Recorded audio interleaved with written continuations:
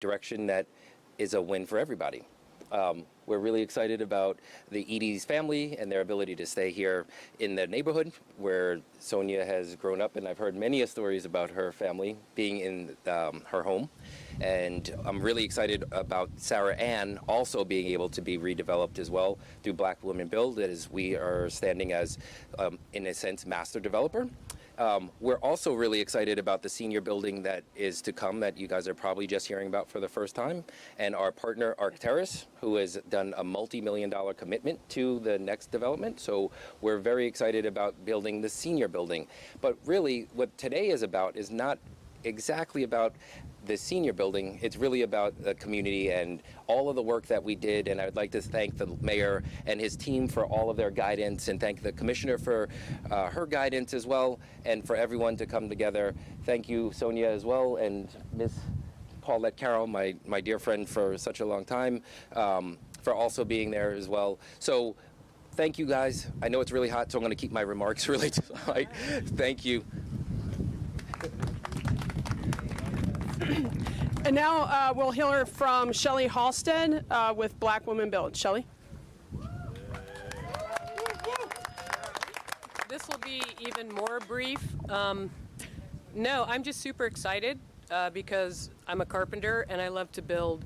And Baltimore was the perfect city to start Black Women Build Baltimore. And I'm just really honored that the city and the developer and the residents, of course, had enough faith in our ability to get things done. And we're just going to keep doing that. So I really look forward to working with everybody involved and turning these houses back into homes.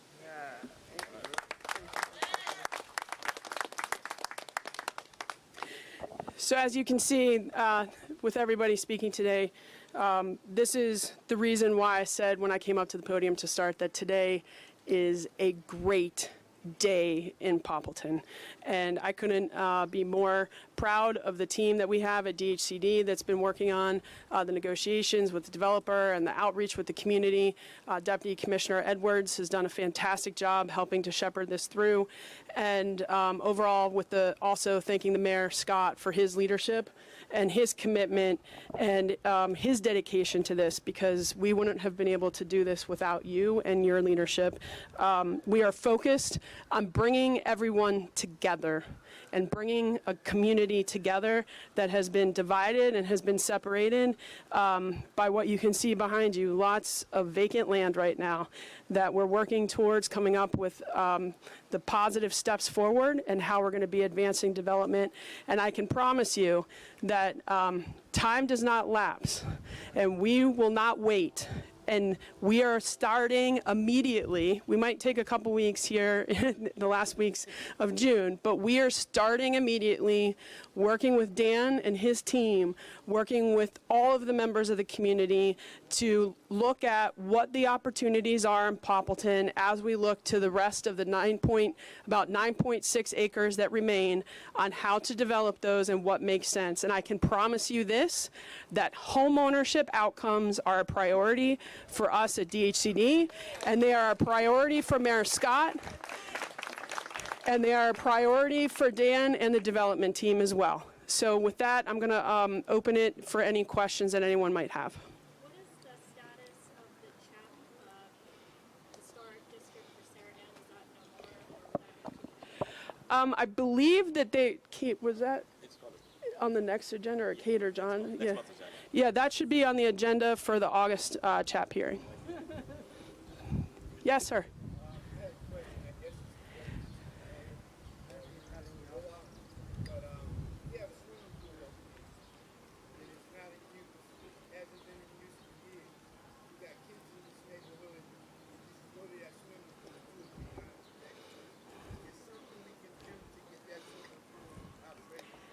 Yeah, I'm actually dedicated to, with some of the changes and developments that happened in the conversations that we've been having with the community and the developer, I can tell you that Mayor Scott has a dedication to recreation in the city, to our young people and to our youth and anybody that would enjoy a swimming pool, especially on a hot day like today.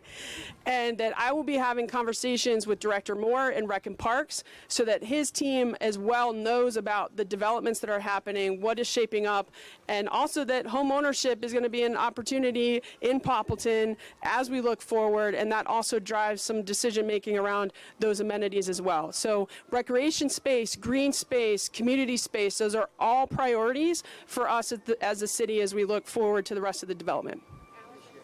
Yes. Is there an indication of, you know, how many families are planning to relocate or displace?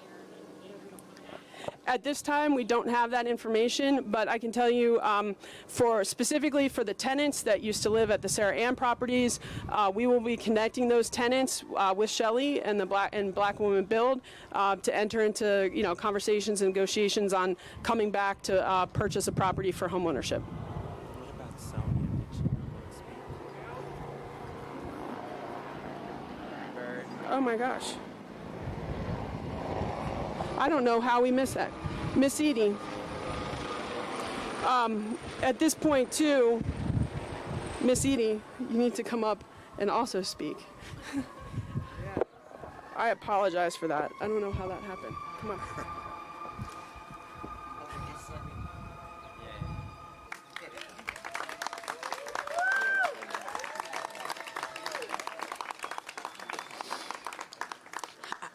I just want to cry right now.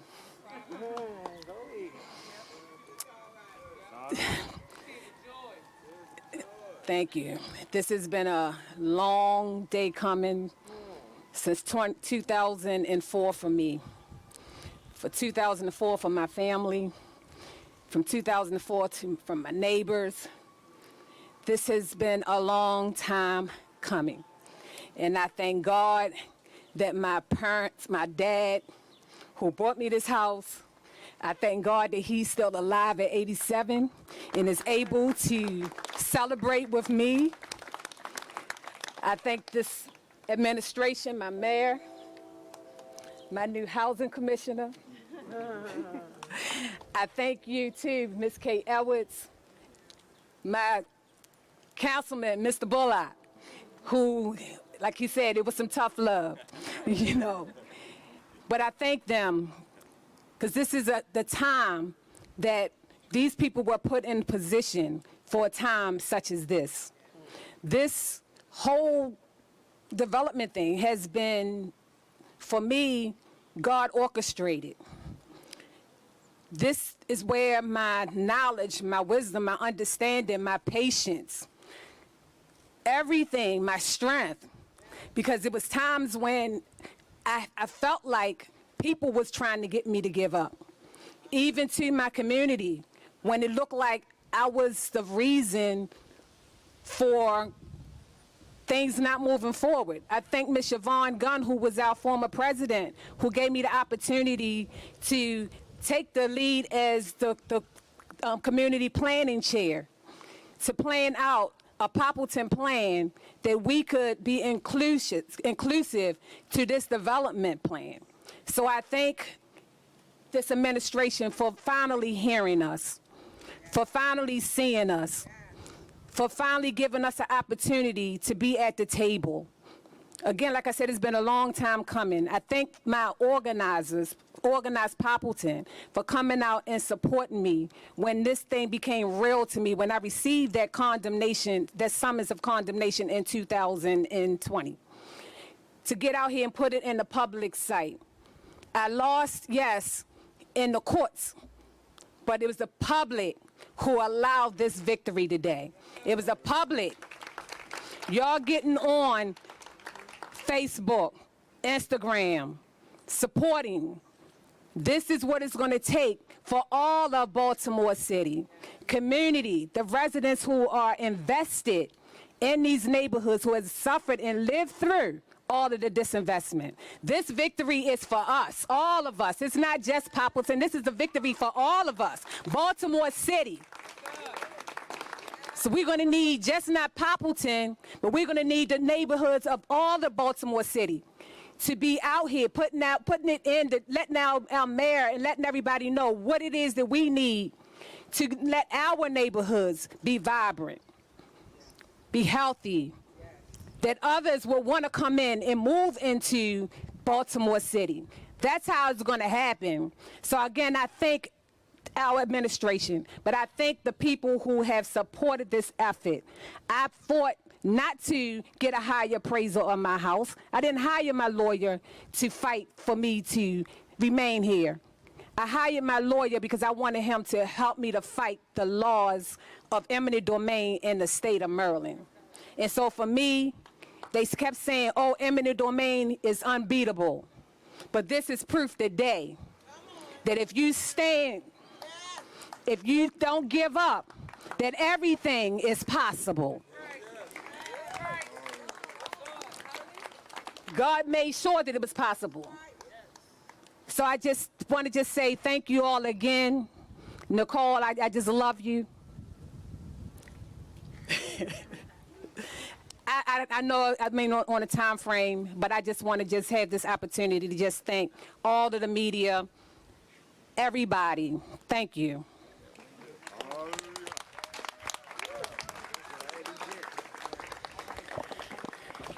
Thank you, Miss Edie. Come here. Let's do this. Come on. I want to say thank you to Dan Byford and Ann.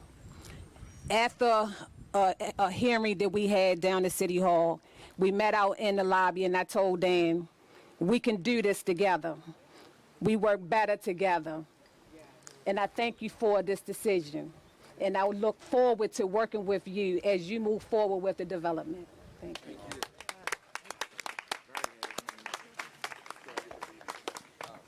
Yeah. Miss Edie, come on back.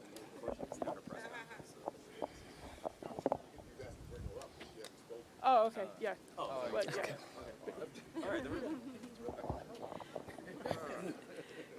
So as Ms. Edie stated, we are better together as we work forward and look at the next phases of development in the community. And this is a moment for all of us. This is a moment for healing within the community. It's a moment of healing within in the city, and it's a moment of healing as we look forward.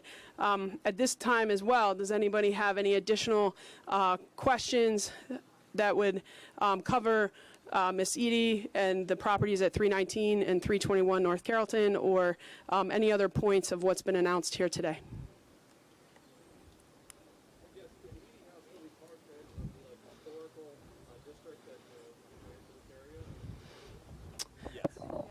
Yes.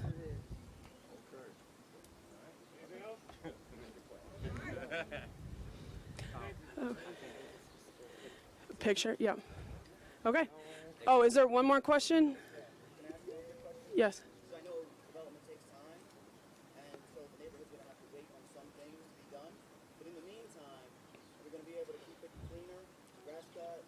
We have a commitment to all that as well. Yes, and that's been a commitment that we've made to the community going back to when we first kind of started resetting conversation with the community. We've been working on actually getting the lot that's just north of here cleared, and that storage container removed from there. We've been working with DPW on grass cutting and maintenance. Through the winter, it was also a matter of, other adjustments with some illegal dumping that was occurring. But yes, we are, as a city, committed to also looking at what we can do to maintain high grass, weeds, green space as we look forward to the other phases. Okay, thank you.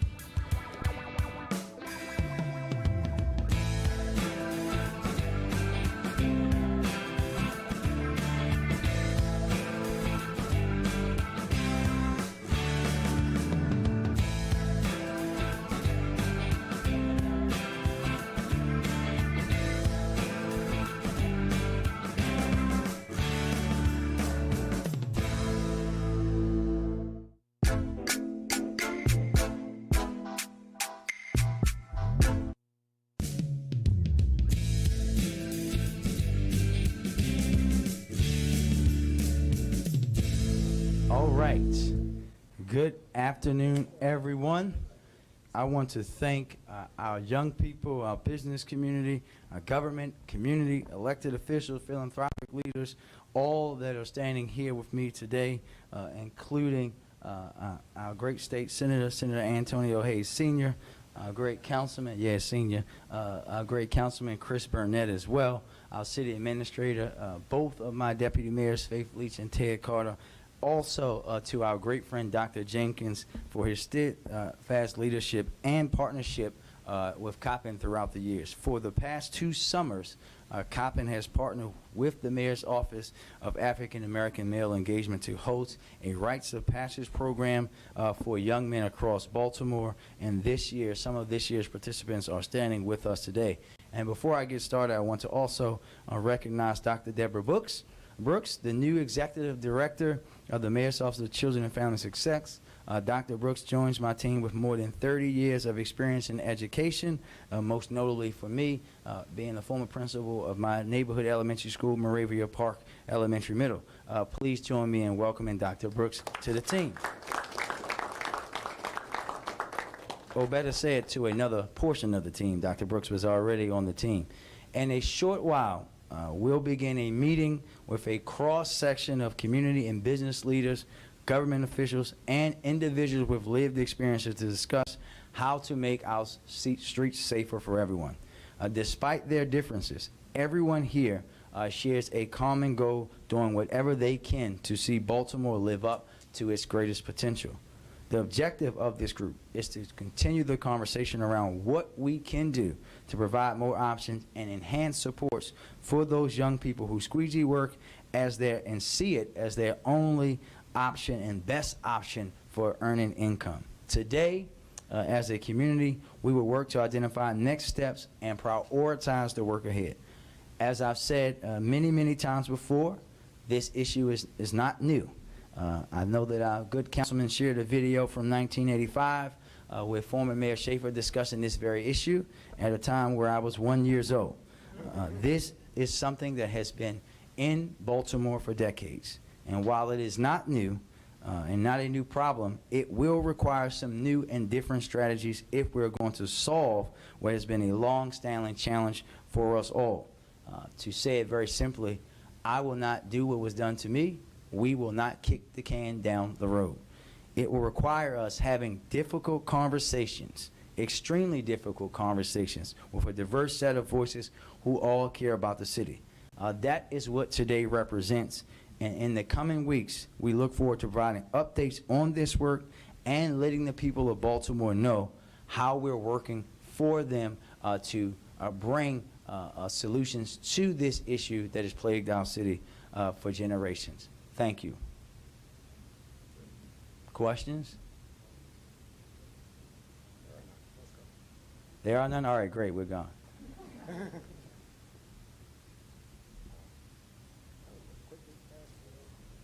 Get to the point. Test. Hi, Mayor. Hey, sir, how are you? I don't know if you can answer this or the commissioner. I noticed in the statement that was put out this morning on the arrest that was made, Commissioner, you talked about how weapons are just too easily accessible to young people. Can you expand on that? Can you say anything about the weapon in this case if it was recovered? I'll start on that before the commissioner comes. We know that guns and the flow of guns into cities is an issue across this country.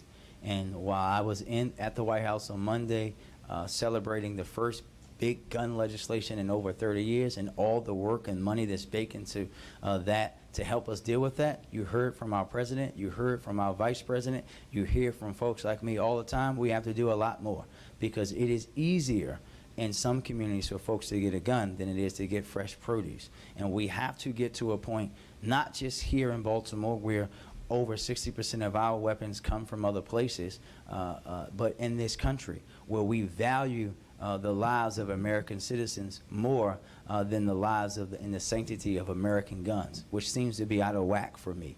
We have to, and we will continue to do as we have this year, seize more guns. We seized more guns this year, over 1,300, than even we seized way back in 2014. We'll continue to do our part. We're going to work with our partners at the state and the federal level, but we have to get serious about what we're doing to prevent illegal guns from getting into hands of people who should not have them. As I said before, you shouldn't be able to print a gun at home. You shouldn't be able to make a gun at home with a jig. You shouldn't be able to just go and buy a whole bunch of guns and then distribute them to other people to commit violence. We have to get serious about this. In my role as one of the co-chairs of Mayors Against Illegal Guns, we're looking forward to having that conversation in depth with a bunch of us next week in New York City as well. Mr. Commissioner?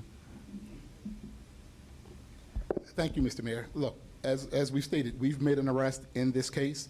I was briefed on yesterday about the warrant for the individual who is a juvenile. And today we picked that person up in Baltimore County. He's 15 years old, was 14 at the time of the crime, but is now 15 upon his arrest today. Cannot talk about any evidence that may have been seized as to not compromise the integrity of this ongoing investigation. What I will say is we want to thank our detectives for working really, really hard. We want to thank the community for being willing to come forward and give us the information we need that gave us the probable cause for a warrant for the arrest. And so it really is a total community effort that allowed the police department to go forward and make this arrest this fast. And you said there was cooperation from the community. I'm seeing a lot of comments, people talking about self-defense in this case. I mean, you didn't have trouble with people coming forward? Is someone getting that reward? Well, I can't speak to that at this moment, but early on, many reporters were out there. There were community members talking to the media. There was information that we were getting. There were a number of Crime Stopper tips that came in. While I can't speak to who's going to get the reward, I can say it was a collective, collaborative that allowed us to get this information this fast, to track down this individual and pick him up on this morning. Thank you both. Alexa? Hi. I also have a question for the commissioner. Does the department have a clearer picture of the events leading up to the shooting? What prompted Reynolds to get out of his car and confront the Squeegee kids? And if this teen was in fact the one involved in that confrontation? Well, what I'll say is anything and everything that we have now at this point is what I would call a trial matter. And I wouldn't want to answer that as, once again, to compromise the integrity of the investigation. We had enough information going back to the incident and maybe even before the incident to put a case together that would give us probable cause to get a warrant signed. And so while I can't speak specifically to it, what I can say, it was well enough to give us probable cause. We feel confident that we have a good case. Do you believe this teen was present during the first confrontation? What prompted police to initially be called to that intersection? I can't speak to that specifically about police, but what I can speak is the first incident was an incident where police were called. We found an individual who was armed with the weapon and made that arrest and confiscated that weapon. The mayor's office of African Male Engagement was out there just a short while later delivering resources and working with a group of men. While we can't speak to each one of them by name, many people were out there and engaging with the city. And then this incident happened and police returned to that scene in a relatively quick time. And to clarify, did you recover a gun? That would be an answer for, that's an evidence answer, and right now we don't want to compromise the case. We want to make sure we maintain a strong case. So we don't want to answer any questions about evidence that will come out in a trial. Sir? Hey, good morning. Good afternoon. On our way here, we saw several Squeegee workers on the corner. And how involved are they? How involved will they be in this process? Because many of them have been reluctant to get off the corner because, as you said, it's their only means of income that they believe. How involved are they in this conversation to getting them solutions as far as getting off the corners? Well, I know you see the young men behind us, and there are much more who have that lived experience, and that's why they're here, to have that conversation about why they were out there, what happens when they were out there, what factors led to them being out there, and also to hear from the other side. We want everybody to be heard from, but that lived experience is something that we're going to lean on because it's important. And like I always said, and I said the other day, if you haven't been doing something, right? When people talk to me about zero tolerance, I always say if you've never been sat down on the curb and put in handcuffs in the rain just because you are breathing and outside in black, then you don't know that lived experience, and you should tread lightly on talking about that topic.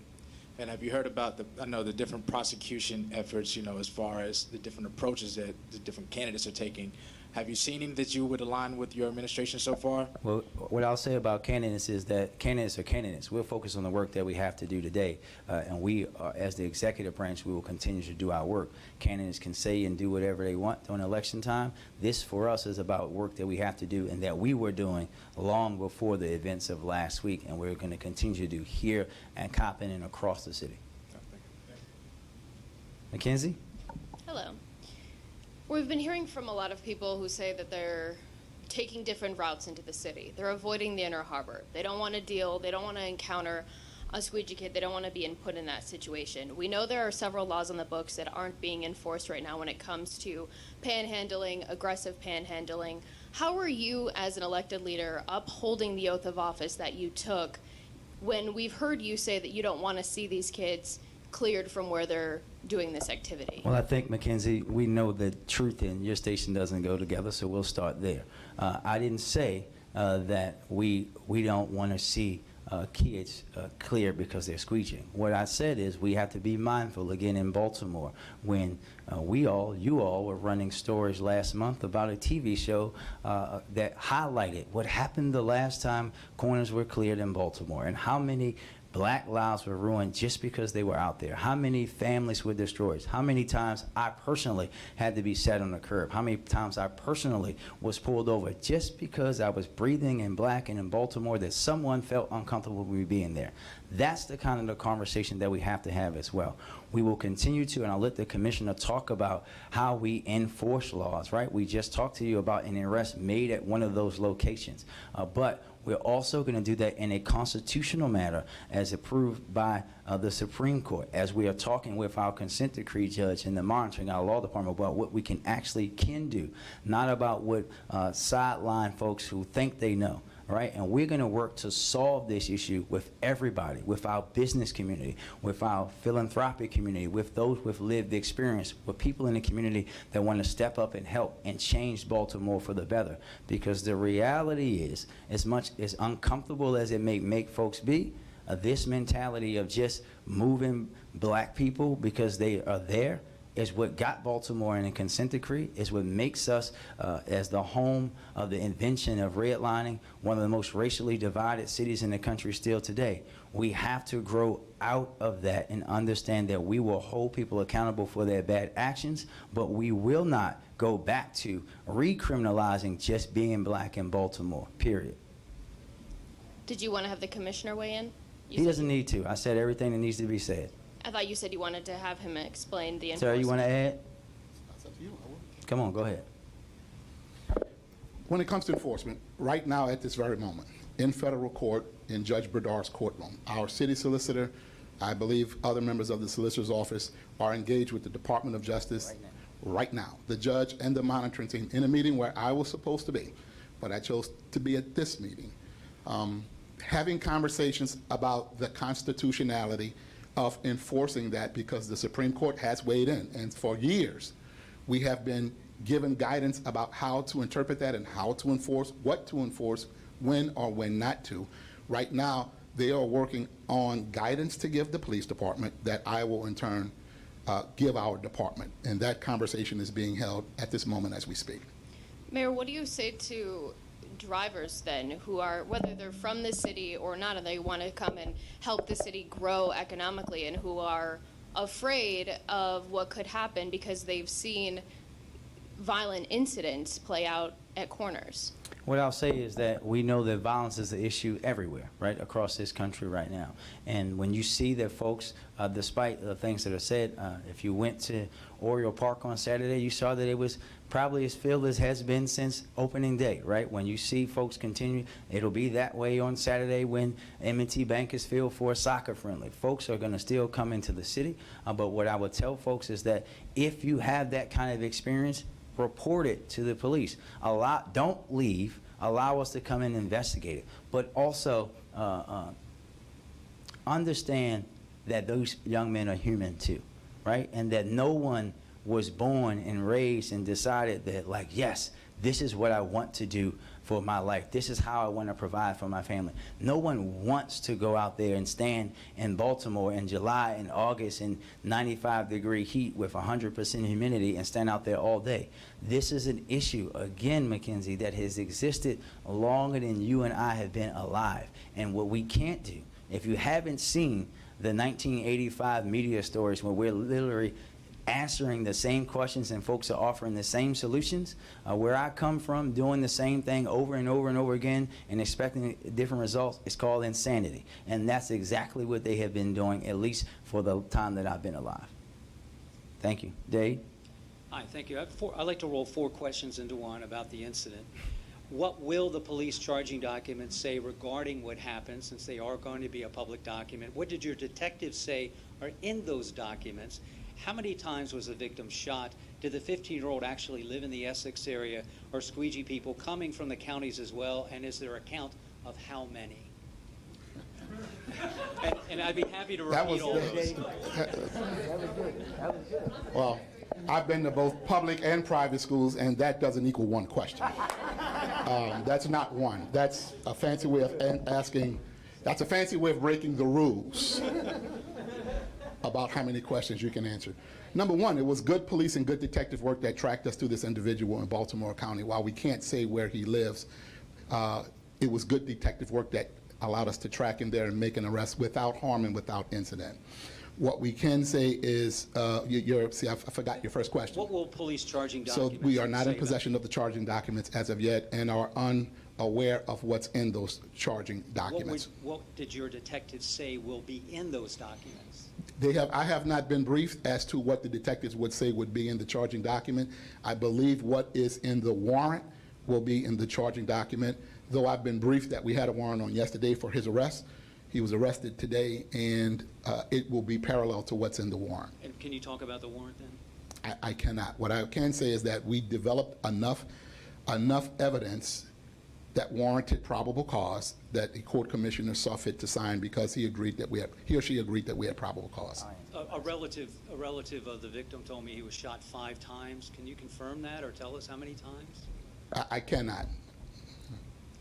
And to your last question, Dave, I mean, we know in particular, it's no different than with panhandlers and folks who are homeless. They are normally drawn to the city center because that's what services are and that's where people are. Mayor, the meeting that you convened today, business leaders and elected officials, can you say more about that meeting? Who's a part of it?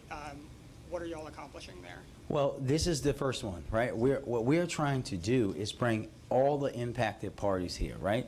Because yes, we all believe that when folks carry out violent acts, they're going to be held accountable, and my job is to make sure the police department is enforcing it and making sure that happens in this case, and let's just be honest, in all the other cases in Baltimore involving violent crime, right? Because we have to do that everywhere, and we're going to do that every time someone loses their life because of an act of violence. But we're also here to talk about how can we come together to solutions, right?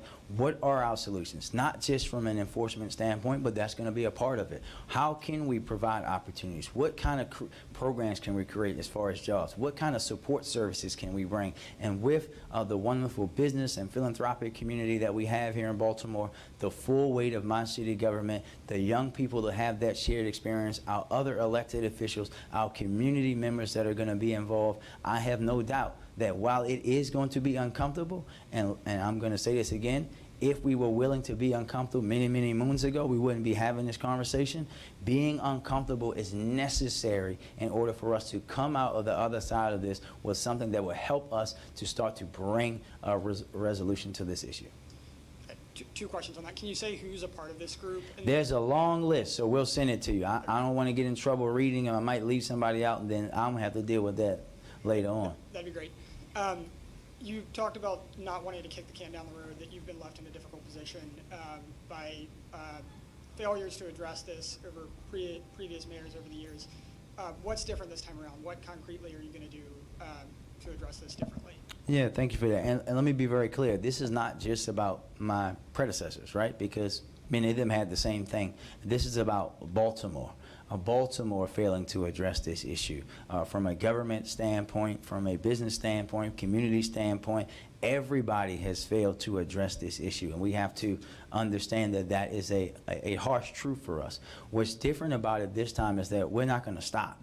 Right, we're going to continue this work, and also that we've already been doing it. So when you hear folks say you should offer them jobs, we do that all the time, right? We did that last week when they say like you should bring services and resources to them.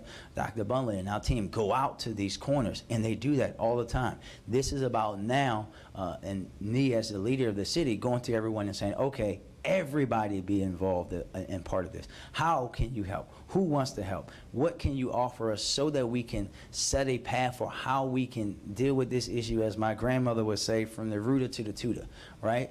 At every single function, opportunities, accountability, enforcement, all of the conversations have to be had, and we're going to have them all together, not in a back room, not where sections of the community are not included and folks are making decisions about people that they never have to look in the face and see, because it's easy to think you know who someone is when you're just driving past them. When you have to hear them, hear their story, right?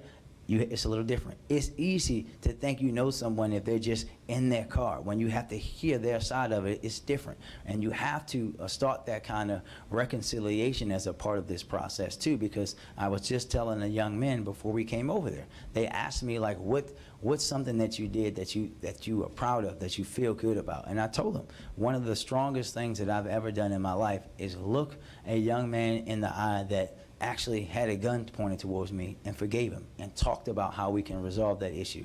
That is why this is different. Everyone's going to be together and no one's going to stop. Emily?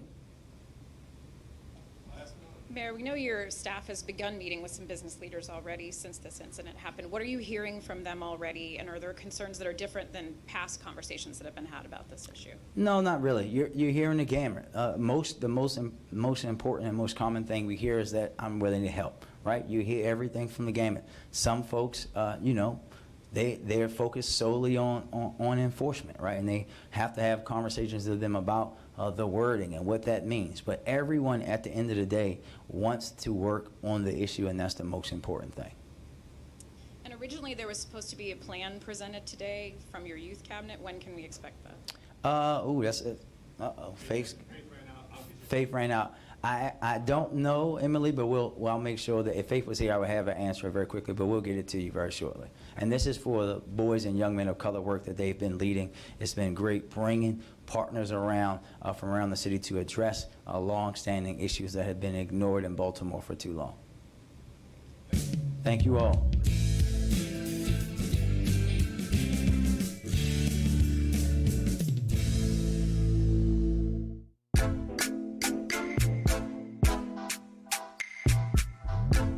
Baltimore, I'm Francesca, and today on Discover Baltimore, I'm going to take you to the restaurant store. I just can't believe how many of everything you have. I mean, 1 million frying pans. I've never seen this many colanders, the spatulas. Why is this whisk so big? So if you happen to be a foodie like me, it's pretty much like being a kid in kitchenware heaven. Here's the scoop. The restaurant store is amazing.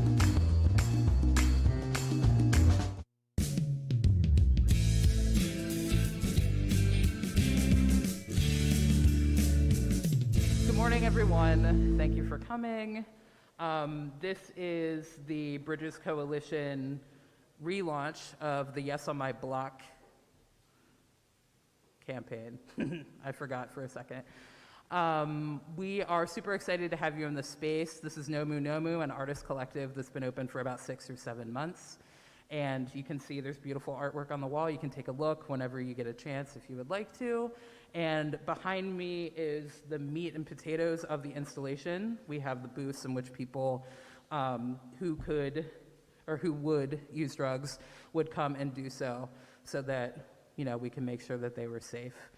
I just wanted to take a minute to honor the people that have lost their lives to overdose before we get started. A lot of people in the movement have done so, and yeah, to just kind of have a moment to respect and honor them for the work that we do would be great.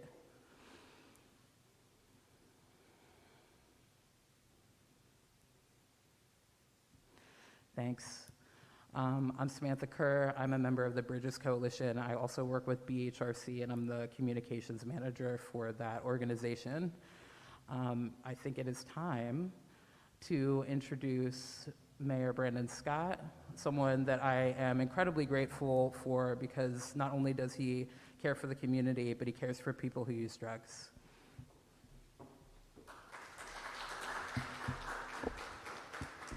Thank you, and good morning, everyone. Thank you all for joining us today. I want to acknowledge some of the folks that are standing in the line to come behind me today. Our great supporting Baltimore City, even though she's a Baltimore County state senator. Always love to have her in the city. Senator Shelley Hellerman, who is here. Let's give her a round of applause. Our fabulous health commissioner, Dr. Terraza, who is here this morning.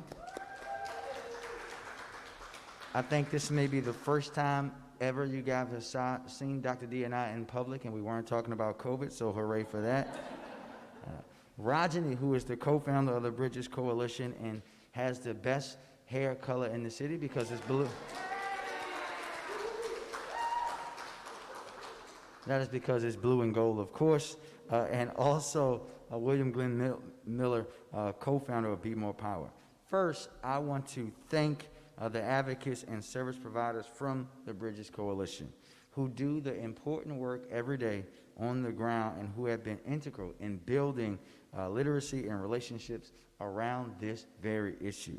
They've also done the work of bringing us all here together today. I also want to thank the families who have been impacted by overdose, who have also been working through their pain and trauma and doing the work to get us here today. What strikes me about cities across the globe where overdose prevention services are present is the lack of overdoses themselves. Every year, we lose hundreds, most of the time thousands of people to fatal overdoses. And think about the gravity of that and the amount of pain and trauma that each one of these people leaves behind. We must accept that the way we have dealt with people who use drugs has been wrong. And the attempts to address that issue and look at people who are struggling with addiction as inherently criminal were wrong. And when you think about that we lose the amount more than the amount of people that we lose to gun violence, to overdose, and the fact that you don't hear that every night on the nightly news, tells us we have a long way to go in how we think about our neighbors and residents and family members who are struggling with addiction. Because if we lost the amount of people that we lose to overdose in our city to gun violence, we all would be on the streets going crazy because it is an unacceptable number. And growing up in Park Heights, I often tell people that we were taught culturally as a city to look down upon those who use drugs, and really to the point where we were bred to not even see them as human. It wasn't until I was older and away from Baltimore at St. Mary's College that I really realized and understood the realities of substance use, and that this was fundamentally an issue of public health and well-being and not one of criminality. I know many people can share in that same experience, especially if you grew up in Baltimore, where I grew up and when I grew up.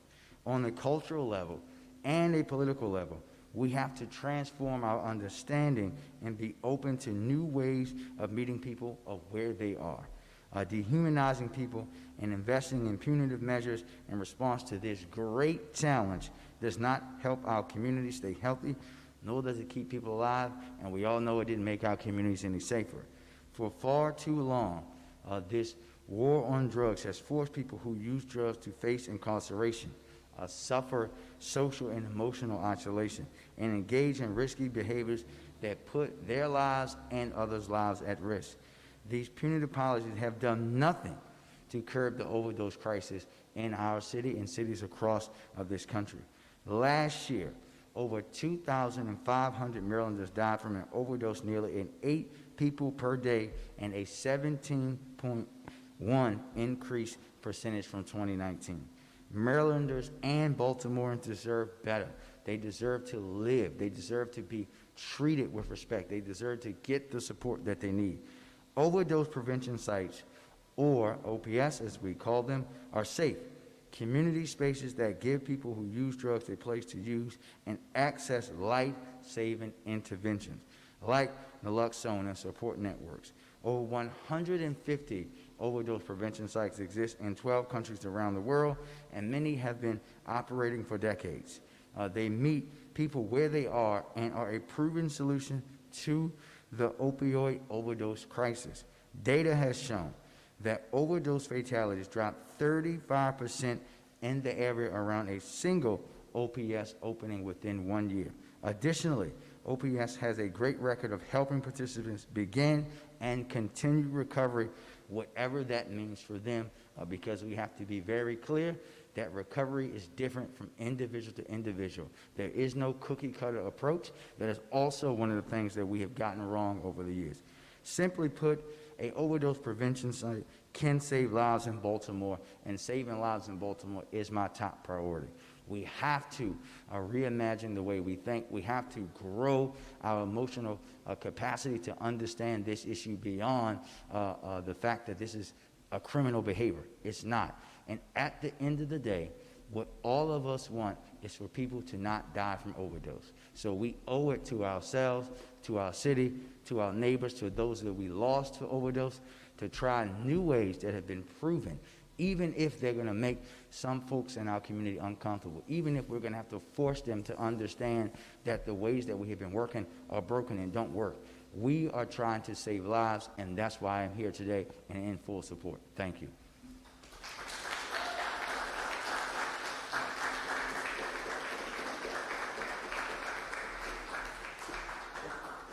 Thank you so much for those sentiments. Next, I have Health Commissioner Dr. Letitia DeRaza.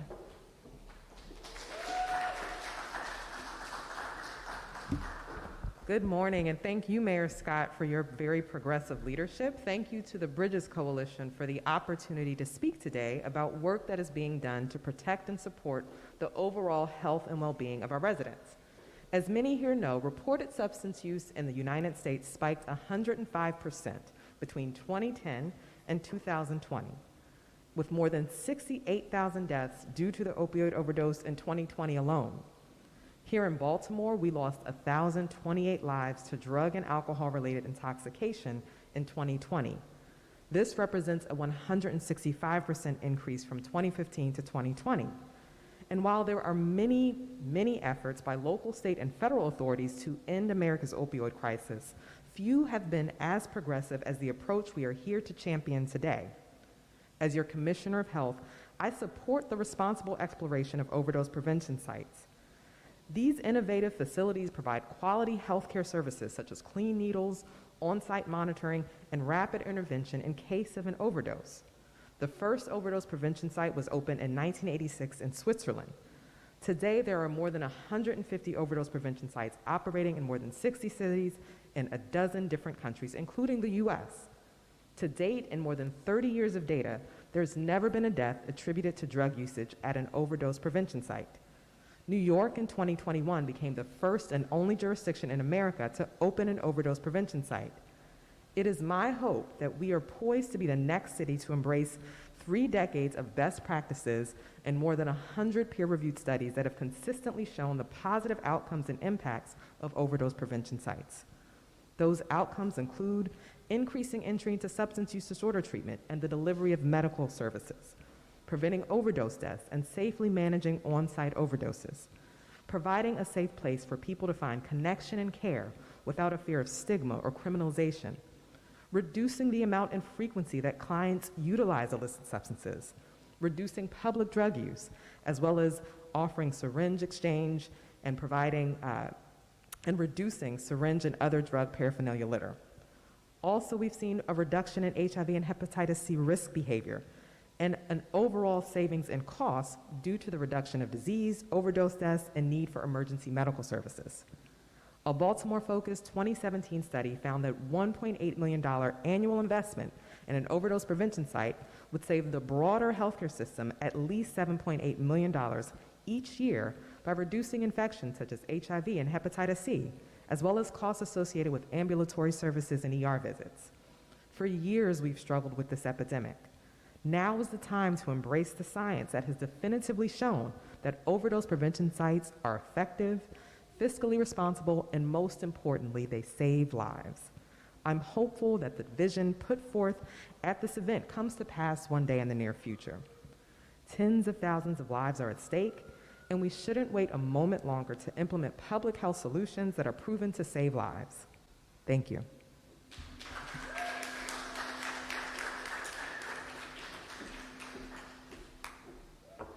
Thanks for coming out. Next, I have one of the champions of the bill for the legalization of overdose prevention sites in the state of Maryland, Baltimore County Senator Shelley Heddleman. Good morning, and thank you so much. I just want to commend the mayor and the health commissioner for their bold leadership, and thank Bridges and BHRC for constantly championing this very forward-thinking, life-saving policy. It's really important to note that it is the health commissioner from Baltimore City who is here, not the police commissioner, right? This is a public health issue and should be treated as such. For too long, we've treated drug use as a criminal justice issue, and there is a piece of it that is a criminal justice issue, but overwhelmingly, this is a public health issue. I come from Baltimore County. Here I am in Baltimore City, but I came here because drug use and substance abuse is an urban, suburban, and rural problem. It is not just an urban problem. And as someone who represents Baltimore County and who has a district that has all of those elements, that has an urban section, a suburban section, and a very rural section, I am a proud supporter of overdose prevention sites and plan to introduce, should I be reelected, to represent my district, plan to reintroduce legislation to create pilot programs in urban, suburban, and rural parts of Maryland. This is about saving lives. Thousands of people in Maryland have lost their lives. And again, these are people from across the state.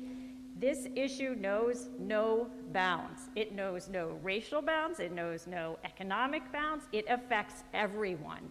And that's why we need to have an all-in solution to it. This is a piece of the tools that should be available to addressing the issue. If you look at charts of, and Dr. Duriza talked about this, if you look at the charts of the use, it continues to go up. What we have been doing isn't working. And so this is another approach, and a very important and safe approach that will save lives. This legislation that I will introduce again with my colleague Jocelyn Pena-Melnick from Prince George's County, the new and incoming chair of the Health and Government Operations Committee in the House. We will take some time to, with all of your help, to educate our colleagues about the importance of what overdose prevention sites are. It's really about saving lives. It's really where it has been done. This is not such an innovative idea. It is in this area, but it's been proven, as we have seen in New York City that just opened their first sites in November, to have saved over 350 lives there. And so it is my hope that we can, again, with community support, this is not imposing anything on anyone, it is with community support in urban, suburban, and rural sites throughout this state, that we will take this innovative approach to saving lives. So I thank you, and I look forward to working with many of you during this coming legislative session. Thank you.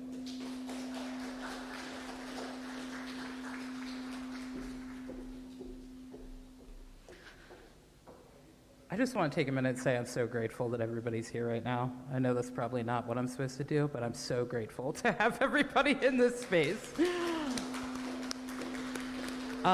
Next, I have one of the co-founders of Be More Power, William Miller Jr.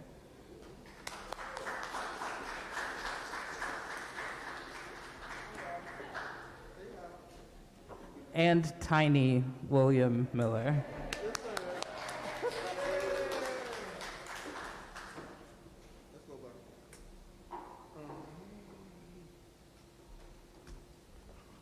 Hello, everyone. Good morning. You keep clapping. There you go. If you're happy, you know it's like, there you go. So I just want to paint a picture of something that will be useful. A nice environment for individuals to go and take a holistic approach. When I mean a holistic approach, not putting a Band-Aid on the sore, but put peroxide on it, or as my grandma would do, alcohol. But you're dealing with everything and not just putting a Band-Aid on it. Things that are needed in Baltimore City, it would cut down on a lot of everything that's happening in Baltimore City. And make Mayor Scott job a little easier. The thing that we're talking about is overdose prevention society. It saves lives. The facts is proven in different countries. We actually have them here, what they call bandominiums. Ramsey, South Baltimore, Aldwell Avenue I grew up at. I lost a friend in my ex-coworker court, Vernon Banks, on McCullough Homes, in the courts. So it's very, very, very personal for me, and a lot of people is doing a lot of work. We have a lot of champions doing this work, but I want to recognize one person. It's the reason why, like, I couldn't get a babysitter and have my son here, because there's a lot of people in this room, and I don't want to start naming names because I ain't see y'all in a minute, and I don't want nobody to get mad at me and say, why you ain't let me know I was coming to your site. But William Glenn Miller, Sr., started this work along with a lot of other people. And I'm being biased because that's my dad. Communities United. He woke me up one morning and said, son, I need you. And this was work with the post office. Mayor Scott was there, and there was a lot of other things going on. But it's a lot of individual that's doing the work. But me personally, I would love for it to be collective instead of everyone pulling a different weight. Because, you know, somebody tell me, because I know Stacey told me that for a minute. Because statistically, we losing a lot of lives in Baltimore City.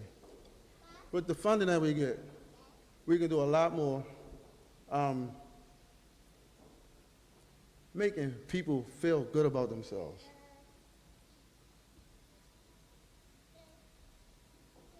And these places will have everything in it that will make them feel comfortable. And when I talk about it again, it's a nice place. And the only knock that people have is, right, it can be the top of the line. It can be a Planet Fitness. They have showers and things in there, restaurants and things like that. Everything adequate for people's needs that we know about. I know. It's good. All right. Go around. That people need. But the only knock is people that will be using these facilities are people that use drugs. And they're underserved. And they don't feel comfortable going anywhere else. So I think it's my job to make people who are underserved feel comfortable. And I'm going to leave with this because it's the reason why I bought my son. October the 7th, 2020. My dad was at the top of his height. He had everything, just moved in the apartment building. And he overdosed. And that was due to stigma. Being judgmental. The next day, we got a blessing. And I wrestle with this all the time. And the blessing was William Glenn Miller III, who's crying right now, was born. But he would never get a chance to meet his grandfather. His grandfather wouldn't know how his grandson had grown. So let's not lose any more families, because it's about families also. disconnected families. And I'm gonna leave y'all with that. Thank you.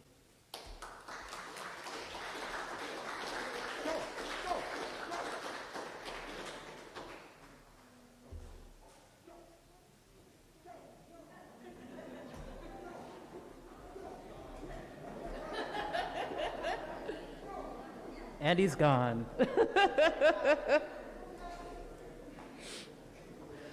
Thanks, Will Squared, for coming and sharing with us.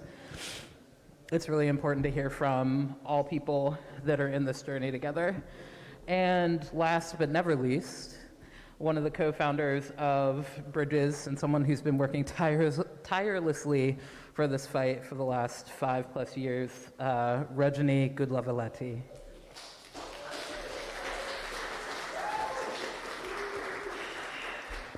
Hello, good morning. I am Rajani Goodlavaletti. I am Director of Mobilization with Baltimore Harm Reduction Coalition. And in 2017, I and a few other passionate harm reductionists and social justice advocates, including William Miller Jr. and William Miller Sr., founded the Bridges Coalition. I'm actually going to invite anybody who considers yourself a Bridges member. You might be wearing a Yes on My Block shirt. You might be wearing a decriminalized paraphernalia shirt, to please come up here and stand with me.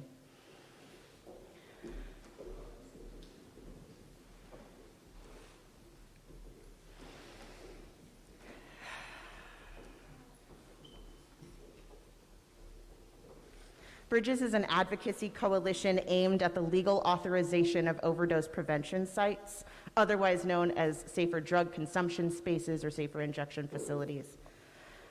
Bridges is a group of harm reduction service providers, peer specialists, public health professionals, social justice activists, and mutual aid workers. We are advocates who know that our city, Black communities in particular, have been targeted by the drug war started by Nixon and kept up by all US presidents and Maryland governors since. We are there for people before they use with safer drug use supplies. We are there after with disposal boxes and naloxone. We are not legally allowed to be there in the moment when our neighbors and loved ones need us the most. In an overdose prevention site, we can be there to intervene on an overdose and provide myriad resources for holistic care in our community. When advocating in Annapolis for overdose prevention sites over the past 5 years, we were told by legislators that even though there is over 30 years of evidence showing the public health and public safety benefits of overdose prevention sites, even though we have all of that, stacks of data, they couldn't think of anyone in Baltimore or in Maryland who would want this on their block. At that Senate committee hearing, in turn, we responded with a resounding, yes, I want that on my block, actually, thank you, yeah. Bridges Coalition subsequently started the Yes on My Block campaign to hear more from policymakers, business leaders, and other community leaders who we knew would support the legal authorization of overdose prevention sites if they knew of their benefits and the potential benefits to save lives of their constituents, neighbors, consumers, loved ones. This past Tuesday, we met over 100 community members here at Nomu Nomu Arts Collective who came to see our installation overdose prevention site behind us. My fellow coalition members and I provided tours of the installment OPS to council members Danielle McCrae, Ryan Dorsey, and Eric Costello. Leadership from the Office of the Public Defender, EMS and fire departments came through, staff of Maryland and Baltimore City Health Departments, Penn North Resource Center, Baltimore Court Watch, Baltimore Crisis Response, and many other residents interested in ending Baltimore's overdose crisis. I had a particular conversation with one visitor, you might know him, former Baltimore City Health Commissioner, Dr. Peter Bielenson. Dr. Bielenson and I discussed the powerful impact of the city's needle exchange program, which opened under his leadership in 1994 here in the city, one of the first in the United States. And he expressed to me his strong support of overdose prevention sites in Baltimore and his strong interest in this city being a pioneer in the state to open the first one. I had another conversation with Jim French, a local businessman who is here today. He is a business owner and provider of affordable housing in Baltimore City. Jim is on the board of the Market Center Community Development Corporation and the Bromo Tower Arts and Entertainment Districts. He visited our installation OPS with a personal interest in the well-being of people who use drugs in the neighborhood of his business. The movement for overdose prevention sites is growing in Baltimore. Join us in saying, yes, I want an OPS on my block. Thank you.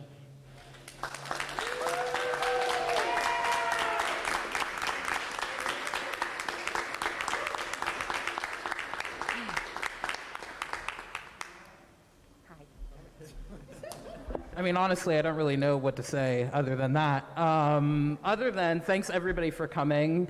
As I said before, I'm incredibly grateful, and I think I can speak for all the members of the Bridges Coalition that we are so incredibly grateful to have the support of Mayor Brandon Scott, Baltimore City Health Commissioner Dr. Letitia Jaraza, and Shelley Heddleman, the Baltimore County Senator, and so many other people that are not here and aren't named, but will definitely be coming forward and saying, yes, I want one of these on my block. Thank you all.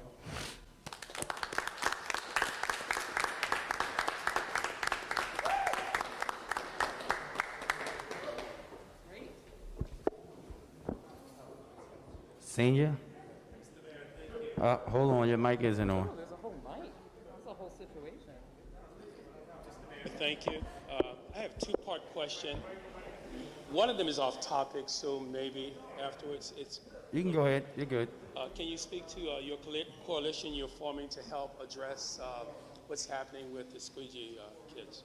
So we'll be meeting today. This is work that has already been ongoing long before the tragedy that happened last week. My office, through our Mayor's Office of African Mayoral Engagement, my Deputy Mayor Faith Leaf, Deputy Mayor Ted Carter, have been working around this issue, right? Taking young people who squeegee and getting them jobs, getting the services that they need. And we've been working with great partners like Hotel Revival and others who've been stepping up to do just that. We were hiring young people last week right there as this incident was happening, unfortunately. We're going to continue to do that. We'll be having a conversation today as a part of our broader conversation of our boys and young men of color work that intersects in a deep way, asking more people to come together to try to work for a solution for an issue that they've been trying to solve in Baltimore longer than I've been breathing oxygen. Thank you, sir. The second question, I think it's kind of towards Dr. DeRaggio, and it's please, can you respond to the monkeypox concerns and the vaccines that you received from the health department, and how will they be distributed?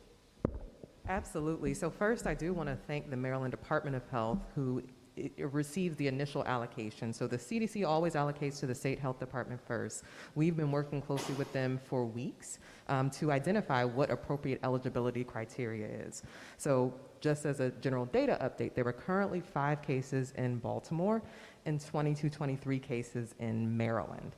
So what we've done to date is focus on close contacts of those positive cases. So making sure that those individuals get what we call a vaccination as a form of post-exposure prophylaxis.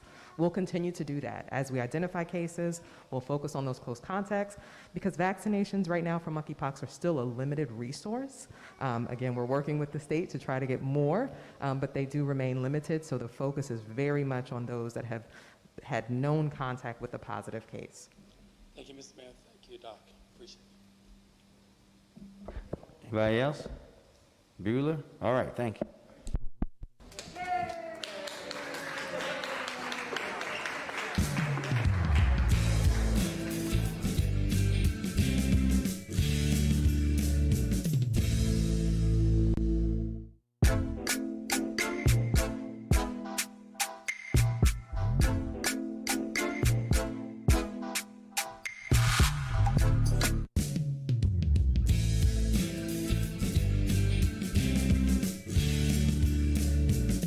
Good afternoon, everyone. I want to thank all of you for being here and really for everyone for being a part of this great work. I want to thank Councilman Burnett for leading on the council on this, Commissioner Harrison, Chief Ford, and Dr. Santelises for coming together to work and bearing Zoom calls directly with me about this issue. All the three of you, thank you very much. And our young people who are a part of our program for standing in solidarity as we sign this impactful law, impactful work into law. I especially want to thank Councilman Burnett for believing in this bill and sponsoring it in the council, and I want to thank our advocates for joining us and championing this because it will greatly benefit our community. When we talk about addressing public safety in our city, I believe it is a shared responsibility. We all have to do our part. And that's why I'm proud to stand here to sign Council Bill 2022-0094 into law to establish a public safety apprenticeship program. The creation and really what we call the recreation of this program will give our community, especially our young people, an opportunity to join the next generation of public safety professionals here in Baltimore. I believe that our youth are the promise of Baltimore, and establishing programs like this is how we set them up for success and set Baltimore up to be the best version of itself. In partnership with Councilman Burnett, we've also set aside almost $500,000 in this year's budget to create opportunities like this for our young people to find in-demand public safety careers by connecting high school students to paid internships with our fire department. This program furthers the work and will essentially be the gift that keeps on giving in our community. Our program participants will be trained and develop skills that they can use to literally save someone's life. And they can build a career in public safety and pay it forward to someone else in our community. This is a win for the city of Baltimore, our youth, and another step in the right direction of creating a safer city. As I often say, we will not be the best fire department and police department until we have created a pipeline from our school system where we are pushing our young people into our fire apprenticeship program, into our cadet programs, and then taking them through our academy and out on the streets as police officers, firefighters, and EMTs. This is the beginning of that great work, and we look forward to working with all our partners here to talk about our progress moving forward, but most importantly to see many more like these fabulous young people that are with us today now taking the reins of our public safety agencies. And with that, I will turn it over to you, Councilman. Thank you. I appreciate that, Mr. Mayor, and I want to thank Chief Wallace from OEM, Commissioner Harrison from the Police Department, and Chief Ford from the Fire Department, and Dr. Santelises from Baltimore City's Public Schools, and all your staff, in helping us get the bill right.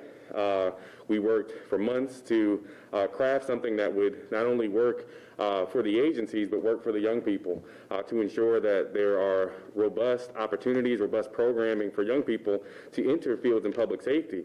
Just this week alone, we've seen the importance of these public safety agencies in the work that they do. We've had a sinkhole, we've had significant storms, we've had fires, we've had things that police need to be responding to, and all of that means that we have to have the manpower moving forward so that our city can have that real pipeline from kids who are coming through Baltimore City schools right into a job.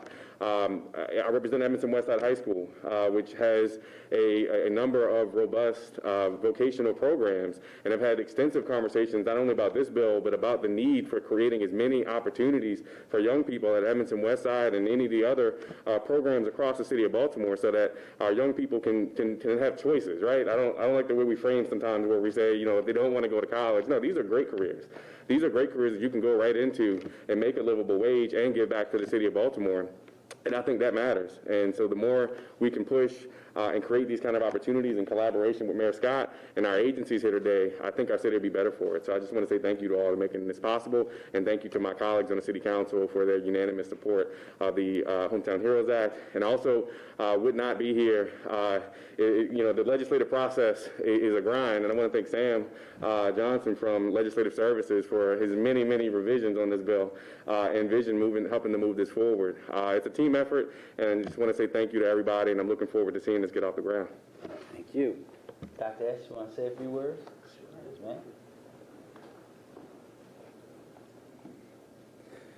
Hello, everyone. I just want to thank the mayor, Councilman Burnett, for their leadership in making sure that our young people in Baltimore City have multiple opportunities, not just to earn a livable wage and one that will allow them to raise healthy families, but also one that really gives back in service in many of the ways that you see Chief Harrison, Chief Niles do every single day. And I think this particular legislation is significant in that it really signals the importance that our city, our legislators, our community put in making sure that our young people see themselves as part of the solutions within our city. So I'm thrilled. I'm thrilled for our graduates and alum that are with us that will be serving every single day. And I know my family, as well as every other family in the city, is excited to know that our very own young people are now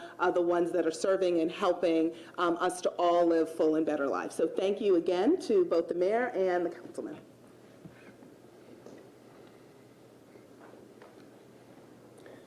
My name is Niles Ford, and I am the fire chief for the city of Baltimore, and I'm very thankful for you, Mayor. I'm very thankful for you, City Councilman, for putting forth this bill.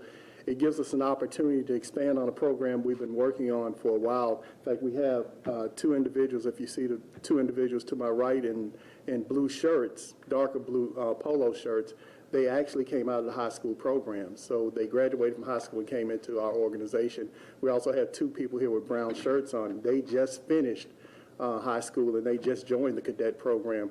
This bill is going to give us a tremendous opportunity to expand the opportunities that we've already started investing in and bring in more young people. Just as the councilman said, just as Councilman Burnett said, the fire service, the police department, Office of Emergency Management, Public Safety, 911 communications, these are fantastic jobs. They aren't just options, they are career decisions, middle-class career decisions, and it gives you opportunity for growth. So we're so thankful for this, Mr. Mayor, Councilman, and we're looking forward to grow this program and expand it and reach as many young people as we possibly can. Commissioner. Thank you, Chief. Thank you, Mayor. Thank you, Councilman. I will reiterate what's already been said. This is a wonderful opportunity. It is a win-win. It's a win for our young people. It is a win for our public service agencies, and it creates a pipeline of employment starting now at a much younger age. And while you must be 21 to be a police officer, we can hire people much younger to start acclimating them to a life of public service, helping them with jobs, helping them with training, getting them used to service. And we want to make sure that we are there to guide them, to cultivate and nurture them. So this is a wonderful opportunity to expand on the cadet program that is already there, but now it gives us a shot in the arm to grow faster, to grow bigger, and to make sure we have a pipeline right out of high school, right into our noble profession. So once again, thank you for your leadership, and thank you for your hard work. All right, Councilman, you come this way. We'll sign the bill. Come this side.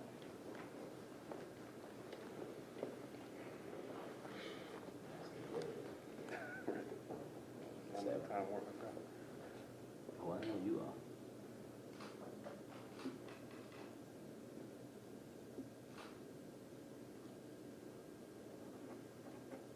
Congratulations, Thank sir. All right.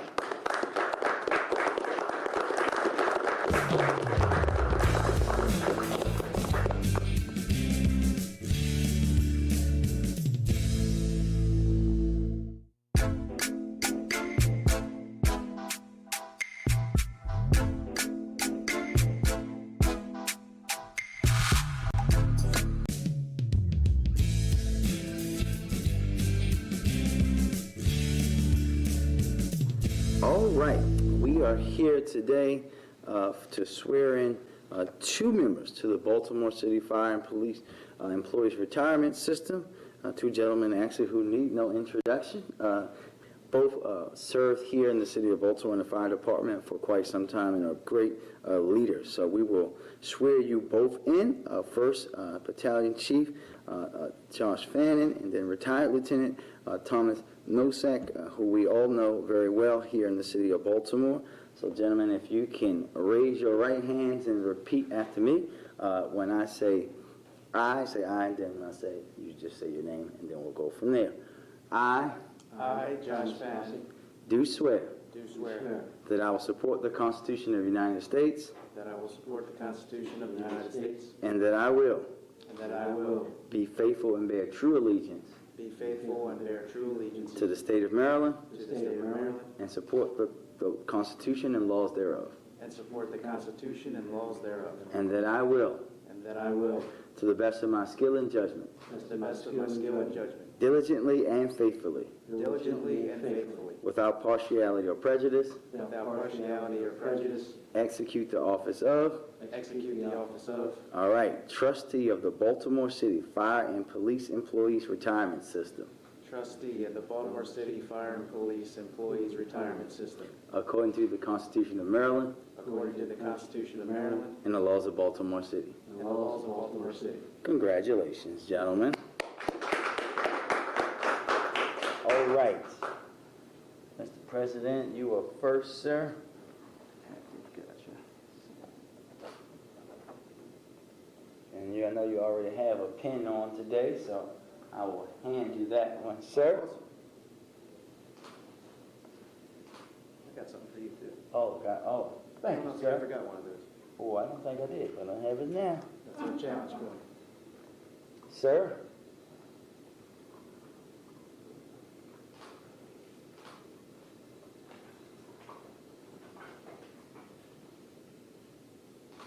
There we go. Good. Now we're going to do a picture here.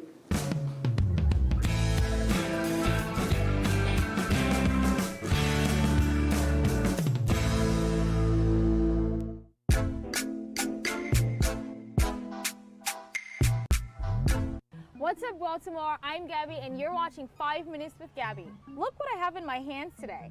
It's a watercolor palette and a tiny little brush from Tiny Easel. I don't know anything about painting, but I'm super excited to be here because Miss Jennifer Noley, who is the founder of Tiny Easel, is going to be teaching me a lot of things about painting, and you get to come along on the ride. Hi, Miss Noley, how are you? Hi, I'm great. Thank you for having me. And we also have your beautiful daughter, Elizabeth, here. Hi, Elizabeth. Yay!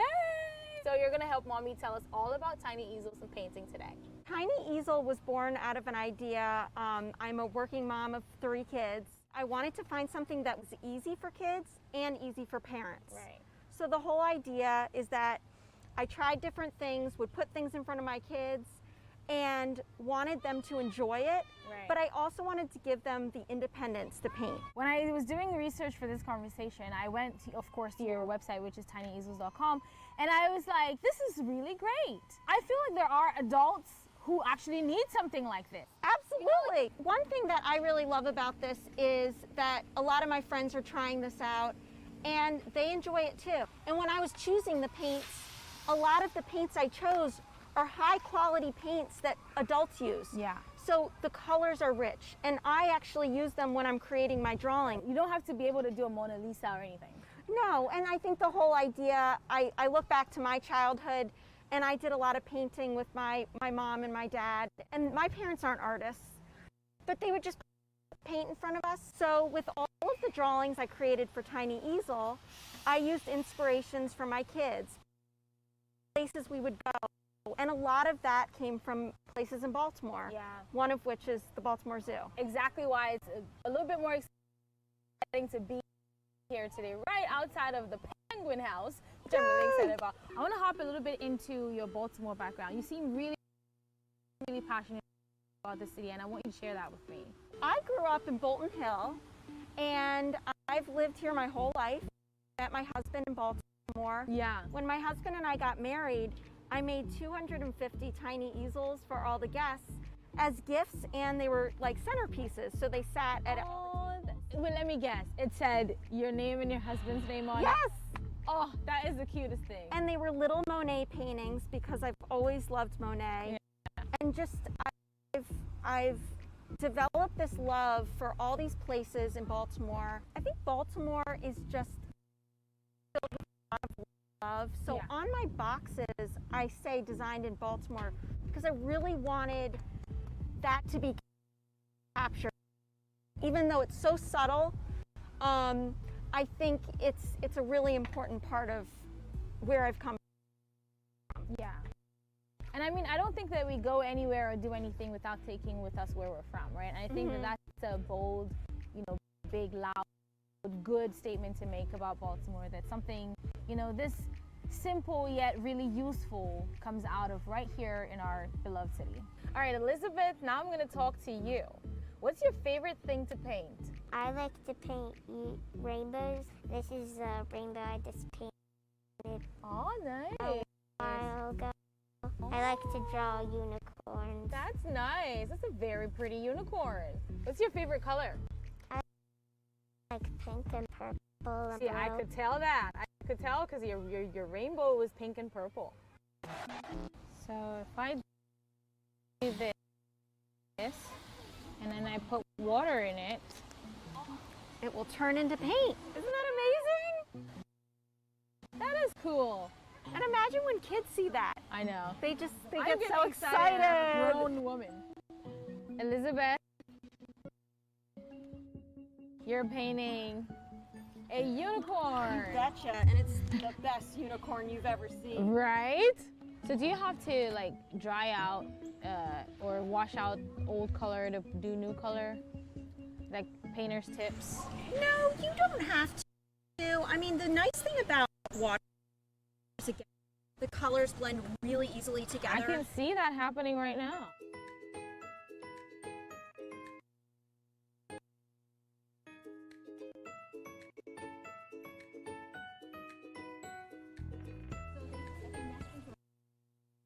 Well, Ms. Noli, thank you so much. This has been so much fun. And check this out. That's beautiful. I love it. Well, I'm no Picasso, but this has been such an amazing experience painting with a tiny easel right here at the Maryland Zoo. Until next time, you're watching 5 Minutes with Gabby, and I'll see you in our next episode. Mwah. See ya.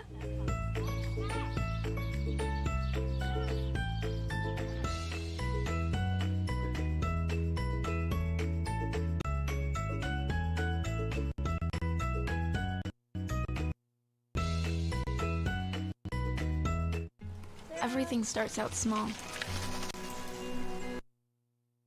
The things that hurt us, they all start from somewhere.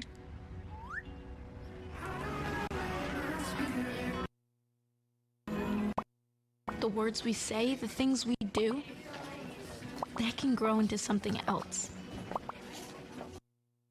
What was small and innocent can become big and sometimes scary.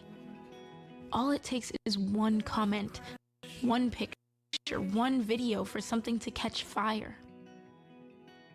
But a big problem doesn't need a big response. Not at first. Even if we don't know what to say, the eye emoji can be that first step we take. Let's all pledge to take that first small step together and change the world in a big way. I'm a witness. And so are you.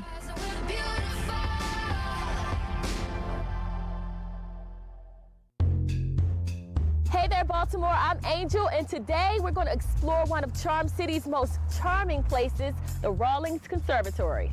The Rawlings Conservatory is an architectural gem located near the zoo in Druid Hill. It's like a little present you can't wait to open, yet once you do, you'll enjoy it over and over. So come along with me as we visit this pretty little place today on Discover Baltimore.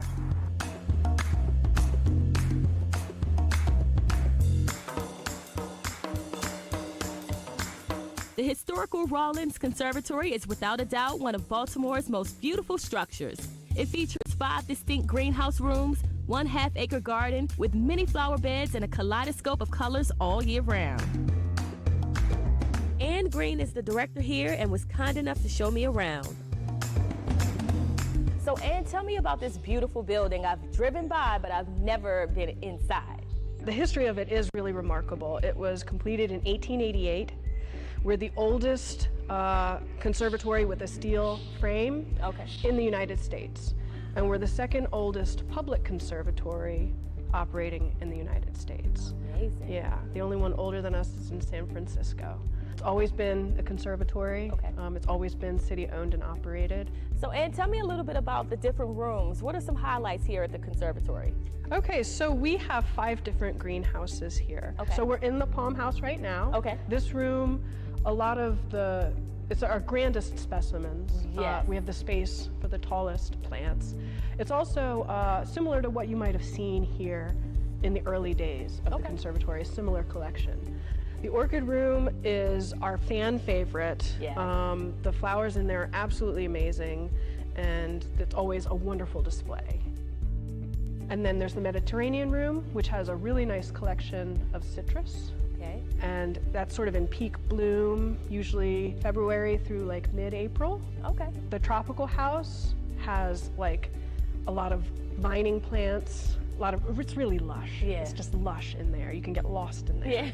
Yeah. And the desert house is a really, really beautiful collection. The light in there is amazing. Like even on a dreary day, it's so bright in there.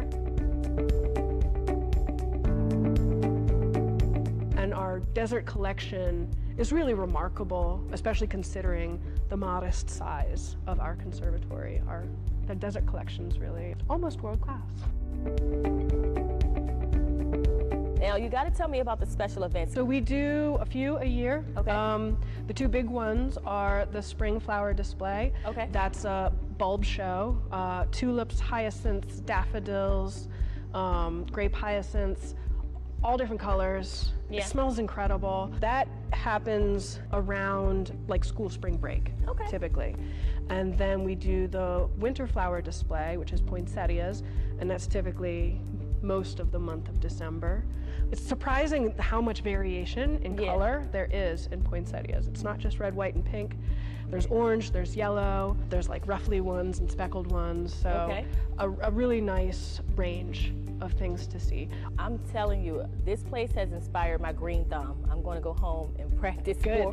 What's the reaction that you get from people when they come to visit? Like, how do they feel? What do they say? My favorite is when it's in the spring show. Okay. Because like that first room is usually kind of empty, but during the spring show, it's full of color and the scent is absolutely incredible. So people walk in and Right. And it's wonderful. It's wonderful to see, the looks on their faces. In addition to seasonal events, you can rent out the conservatory for special occasions like weddings and cocktail parties. What about cost? Like, can people come and visit? How much does it cost to visit the conservatory? So we are free. We are free to the public. We suggest a $5 donation per person, and it does help us keep our doors open. Okay. But it is up to the individual how much they give. And thank you so much for having me today, for allowing me to visit this place. I cannot wait to look around.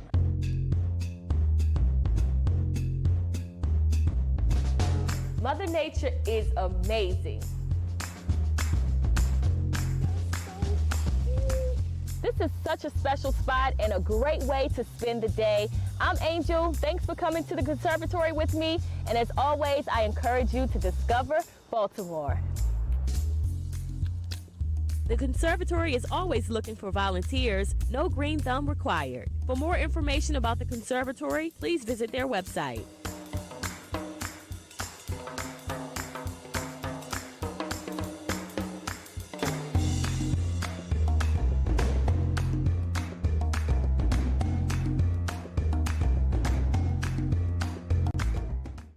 When it comes to saving money, What? don't act like a baby. Oh, it's like they're having their own little meeting. This is so humiliating. Be the boss. I'm the boss. What the? Power nap. You were saying. And make a budget. Let's get to work. Need a little help? Stacy, read back the notes. I can't read. What's it say? Create a personalized savings plan and get other tools and tips We can share. You obviously didn't go to business school. at feedthepig.org. What's up, Baltimore? I'm Gabby, and you are watching 5 Minutes with Gabby. Today, I'm hanging out at the Downtown Partnership offices with the president of Downtown Partnership, Shauna Stokes. She's an entrepreneur, she's a CEO, she's just an overall boss. And since I need boss tips in my life, I thought it would be prudent to have a conversation with her. Hi, Shauna, how are you? I am fine, Gabby, but I thought I was learning from you today. See, that's the first, I'll take that.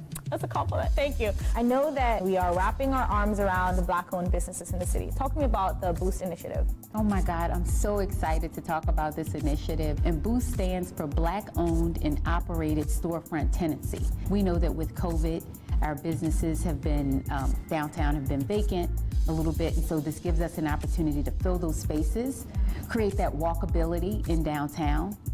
But the other thing that it does is it gives us an opportunity to really be intentional, making sure that downtown and our businesses are representative of the demographics of the city of Baltimore. That's exciting. So what are some of the specifics of, what's going to happen for these businesses? You're trying to figure out how to get the deets on being in the, no, so we are selecting 5 businesses, and each of those businesses will get up to $50,000 in operating expenses, build out, facade improvements. So we're making sure that we surround them with the cash, but we're also supporting them with technical assistance, marketing assistance, making sure that we bring in the right banking resources and all of them to support them. We've partnered with a lot of our property owners down here who are willing to do affordable leases to make sure that we can get those businesses into those beautiful downtown spaces. Wow, that's amazing. So what, in your opinion, is the beacon of hope for Baltimore? Like, what are you most hopeful for about downtown? I'm always going to be most hopeful because of our people. We're different here. It's a little bit of grit with a little bit of pizzazz and all of that, and that's what makes us us. And you layer on now, we have a new administration. I think Mayor Scott has been very clear about his vision and how he sees the city. And so if you think about where the leadership of this organization is going, layering on top of that, the community's response, the business's response. I chose downtown Baltimore because not only is it the hub of our city, but I believe it is truly a hidden gem. And in the months to come, and in the years to come, I hope to see other Black-owned businesses join me as business owners in the downtown area. This is one of the best times I think we're in store for in my lifetime, I know. What a time to be alive, right? What a time to be alive. I'm going to switch gears a little bit. You've worn other hats. Yes. An entrepreneur, CEO. Of all the positions that you've had, what ties them all together? It's passion, it's caring, it's thoughtfulness. I care. And I do that because it's not just about me, it's about us. How do you do it all? Prayer first. How about that? Because it takes a lot. I have an amazing support system. When my children were young, my husband and I would talk, and my daughter imitated me one day. She's like, "This is mommy." You know what I mean? And you start to think about how they see you. And part of what happens is my life becomes my work. When I tell you I love what I do and why I do it, it's always been that way. And so you put the right people, the right support system in something that you love, and it's bound to do well. That's the magic. The right people, the right support, and the passion. Yes. And you're golden. So I want to know, what's the pep in your step? As long as I look outside and I see people in need, I'm going to have a pep in my step. I will not rest until, when you talk about things being level and equal and all of us eating and eating well, until that happens, I'm going to continue to be motivated. I'm going to keep a pep in my step. Well, we're pepping right behind you. Thank you so much for joining me today. And I can't wait to be a part of all of the amazing things that Downtown Partnership is doing in the city. Thank you. You are amazing as well. I'm excited about this and what's in store for us both. Amen. I claim it. That's it for this episode. It's a beautiful day out here. Sunny today with light breezes, giving way to clouds in the afternoon. We could see some light precipitation to moderate precipitation later on, followed by powerful storm-like conditions. 90 miles per hour winds are expected. Authorities are asking everyone, stay indoors. Come on, that's it. Let's go.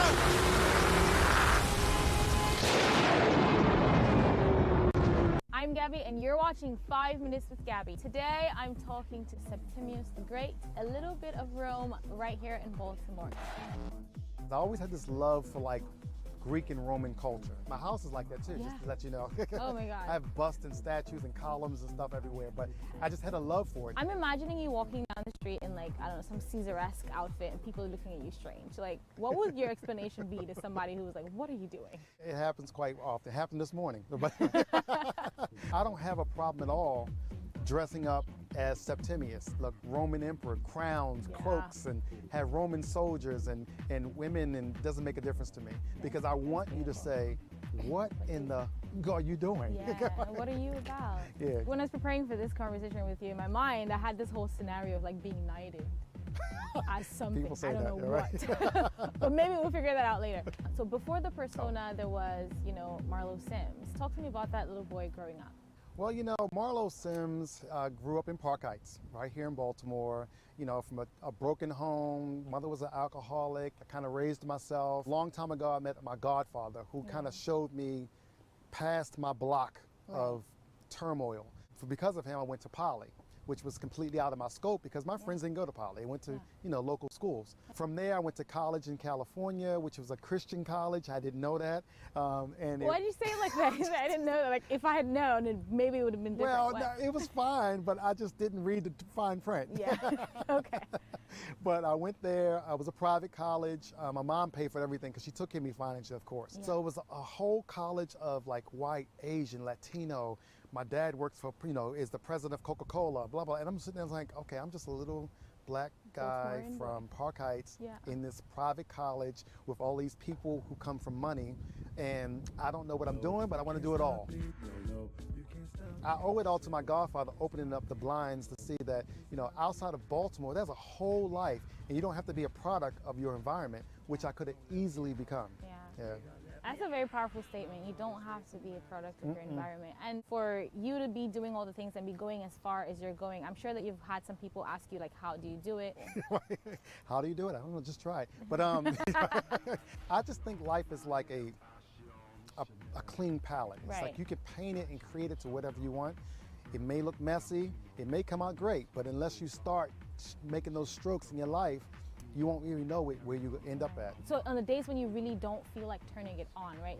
On the days when you're like, I really don't want to be Septimius today, but I have to. How do you manage that? Sometimes checking in with real people who really know you and not just pacifying you or yes, yes, yes, or the jealous ones who are like, oh, you never, don't do this, whatever. It's just checking in with reality. That keeps me grounded. You know, I've tried to escape Baltimore several times. The fact that you said escape. Because I've been here all my life. Not escape in a bad way, but just to get out. I do like the fact that I have my private life and then I have my celebrity life. And being in Baltimore, I have the best of both worlds, and my friends keep me very grounded. They probably won't let me leave. If I do leave, they're gonna drag me back. But that's what you need good friends for, right? You need good friends to tell you when you're doing a little bit too much. And maybe staying here, or at least having some influence here, will keep that in check. Exactly. Okay, so we're gonna switch gears a little bit. All right. You look all stylish with your bling bling. You know? Okay. And I'm sure a lot of Baltimoreans, you know, watching this are going to be asking questions like, what kind of things do you think about when you're putting together an outfit? I don't want to go somewhere and first of all see the same thing. But y'all got the same thing on. I just don't want that. All the side eyes, the people who don't actually say anything, they're just like. Right, exactly. I have to always do something different. I just want you to remember me. Yeah, that's all. That's it. And have a conversation. So the translation for the guys watching is be yourself, walk in with confidence, and make people remember you. There you go. First thing you have to do is you have to, you know, get your posture together. So you have to bring your shoulders up. Square. And I want you to like imagine there's a person there, person there, person there, and we're gonna acknowledge these people, but at the same time having our posture up, head up, and you just like, you know, and then you can give a little smile, just like, yeah, I got this. Okay. 1, 2, 3. Well, that's it for this episode of 5 Minutes with Gabby. Thank you so much for watching. Until next time, see ya.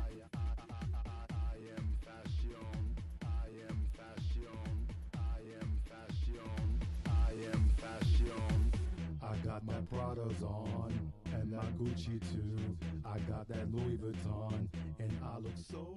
So who's gonna do what? I'll pack the dead batteries. Great.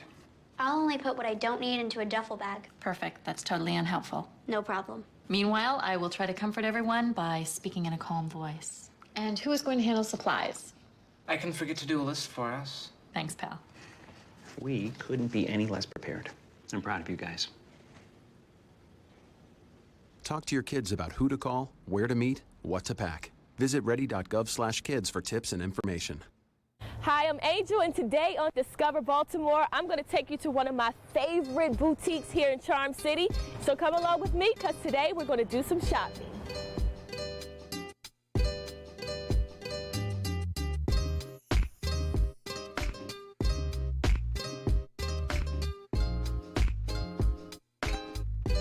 Tucked away in the heart of Mount Vernon, you'll find the Dollhouse Boutique, a chic little shop chock full of fashion. We'll meet up with Natalie Carroll, the talented self-taught designer and entrepreneur behind it. Her creations are edgy, fun, and downright fabulous.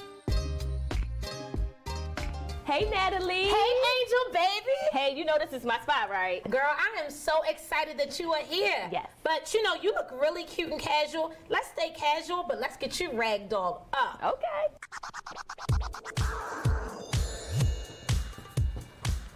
Now we are good, ragdoll. You look amazing. Thank you. And you know what? This outfit, I don't know if I would have put it together like this myself. Okay, but do you like it? I love it. So cute. It's so hot on you. Very tomboy chic. jacket. So the jacket, this is one of our most popular jackets, is very heavily embellished, but it's very clean. So you can layer it really well. Camo everything. It's something about this city, our city. Love it. We love us some camo. We'll work for Ragdolls, our anniversary sweatshirt. You needed one of those. Then you need that little Lux or some fur, little fur pop trapper hat, and you're layered really comfortably. You stay cute, but you're very warm. I love it. So can you show me around? Or? Yes, please. Let me show you some stuff over here. Oh.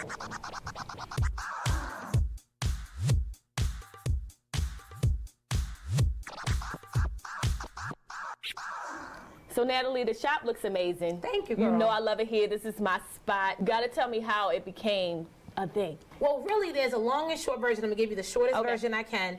Basically, I had a model agency, and the ragdoll collection became because I was embellishing, cutting, upcycling things for them to wear to get more attention. And that's what I know you from, the embellishments, the upcycling, and I saw that piece up there. Look at you, looking behind the shoulder. So it's interesting that you pull out this piece because this is actually originally a shift dress by a designer named Undercover. Okay. But I like that the designer used leather, sweater, silk printed fabric, something I would normally do. We cut it, we changed it, we darted it, added the peplum, a new zipper. So it's now a different, young, fun piece to wear. I love it. Thank and you, I girl. also love a piece that I saw over here. Let's go over here. Let's what you look saw? at it. I saw this piece right here. Yes, she's fun. Super cute. Now, you gotta tell me about your fashion philosophy. Like, it has to take super talent to do something like this. Girl, thank you, girl. This jacket is made of two different jackets, a canvas jacket and a denim jacket. So there was another, you know, the actual mirror to this that was sold. And then it was a plaid piece of a men's blazer. So cute. So you just want to have fun with it. I love that I have a 16-year-old to a 60-year-old woman, we all wear it different and are able to express ourselves. So I'm really big on just expressing yourselves through fashion. How has your business grown? Like, I know you've gotten bigger. Yeah, I mean, I'm very blessed that we started in this location, the Dollhouse. We now call Dollhouse East. 17 years ago. Eventually, celebrities had come in town through different reasons, Faith Evans, and they would actually be told, you have to go to the Dollhouse. If you want something original to wear to the concert, to wear on set, to wear on the red carpet. I visited LA, fell in love, moved there, did styling, and now a year ago opened up Dollhouse LA. Amazing. Yes. So, you know, we got to try some more stuff on. Yeah, we need to see you on something else. Let's do it.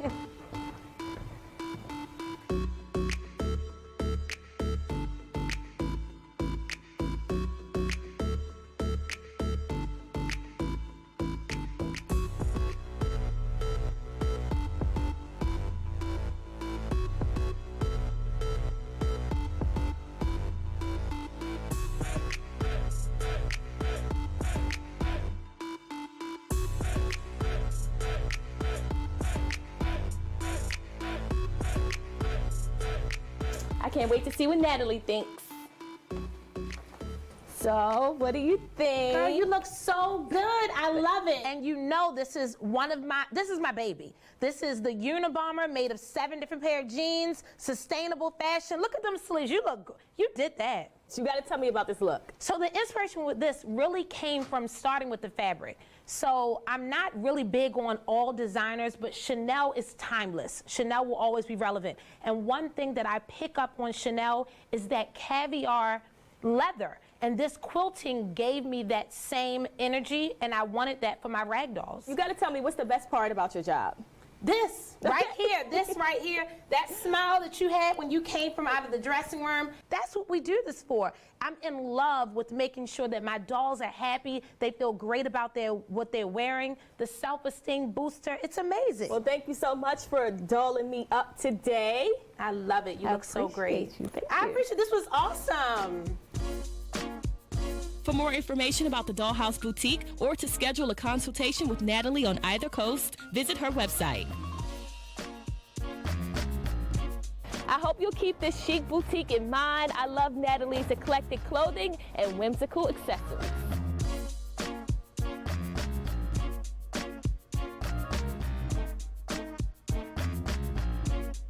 I'm Angel. Thanks for watching, and as always, I encourage you to discover Baltimore.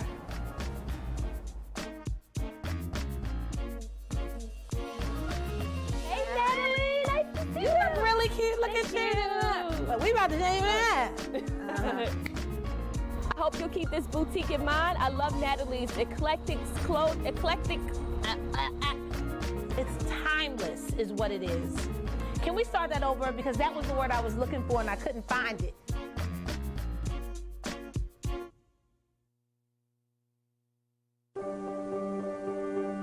Being prepared is a part of who you are. But it's especially important in the case of a disaster. Be informed about possible emergencies in your area. Make a plan that covers where you'll go in an emergency. Build a kit with the things you need to survive.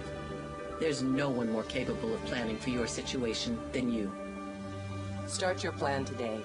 Go to ready.gov/myplan.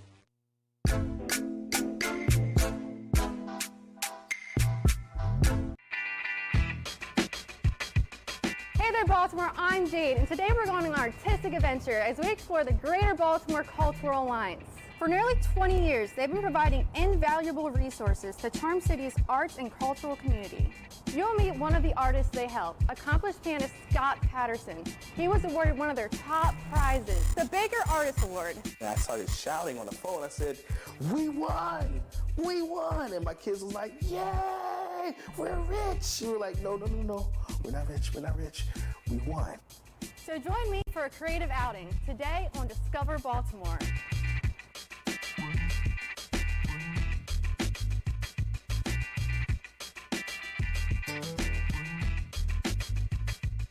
Tucked within the Motor House and Graffiti Alley on North Avenue is the Greater Baltimore Cultural Alliance.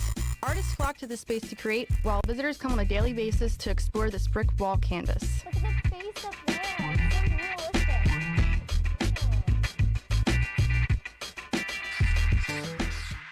The Greater Baltimore Cultural Alliance is a service organization. We are a connector of the arts sector, the people within it, the programs in it, the projects in it, and all that connects to art forms, artistry, and art people. One of our signature programs in that area is called the Baker Artists Portfolio, which allows individual artists in all disciplines to be able to set up a portfolio on this beautiful site, and that site is viewed by people all over the world at the view to understanding what kind of activity is happening here in Baltimore. One such artist this organization has helped is critically acclaimed pianist Scott Patterson. Baltimore is such a great place because Baltimore in general has been very welcoming. The artist community has been very welcoming to us. And through our community, through our other artists that we know, we've learned of the Baker Artists Award. We learned about the Greater Baltimore Cultural Alliance because it's a very, very great organization here in the city. And if you're an artist, you have to know who they are.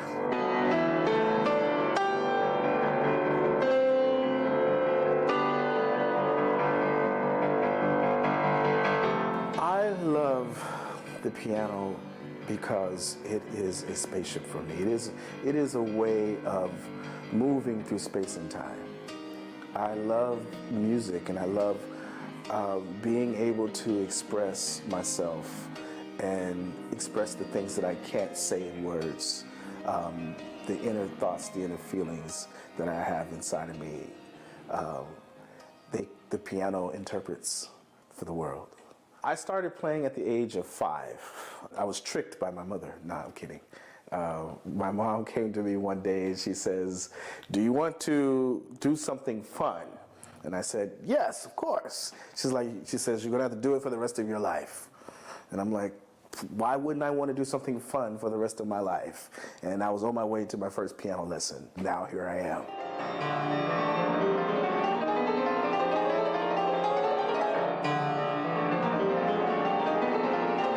Some of my influences are Duke Ellington, Earth, Wind & Fire, Stravinsky, Jimi Hendrix, and Jim Henson, Beethoven, Brahms.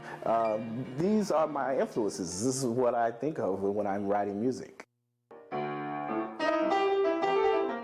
Scott's wife Alicia is his biggest fan. I am incredibly proud of my husband. We met at the University of Cincinnati. I knew he was talented then, so it's been really amazing to see him evolve as an artist, as a man, as a human being, to see him with our children. He is definitely my best friend, and he is the life partner that I'm blessed to have. We work with almost any kind of artist that you can imagine. Certainly in all disciplines. We work with musicians and visual artists and multidisciplinary artists. We work with artists who have their work hanging in museums, like Amy Sherrill. We work with people who are really connected to the people who live in our city and our region, and are making an impact upon the lives of a whole lot of people. The process to applying for the Baker Artist Award was actually pretty simple. We went on the website, and the website was very clear about opening up and building your artist portfolio. It was simple. Unlike most grants that we've come across, where there is this long process of writing and the Baker Artist Award was really simple. I received a phone call, and the phone call, the people from the Baker Artist Award, they were saying, you won, and you won the Mary Sawyer and Bowden Award. And I couldn't believe it, and I started shouting on the phone. I said, "We won! We won!" And my kids was like, "Yay! We're rich!" And we're like, no, we're not rich, we're not rich. We won.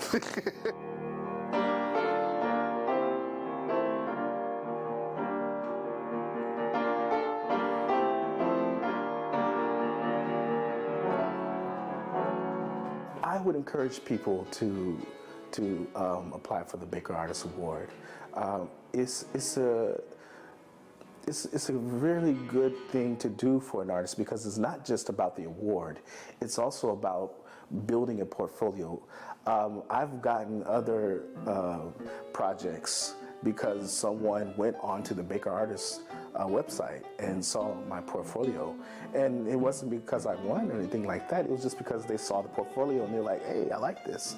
And so the Baker Artist Award is great for artists to do, just to do.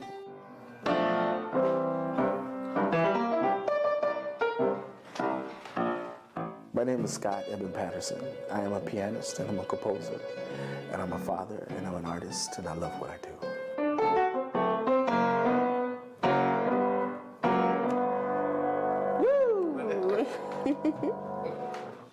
For more information about the Greater Baltimore Cultural Alliance and upcoming performances by Scott Patterson, please visit their websites.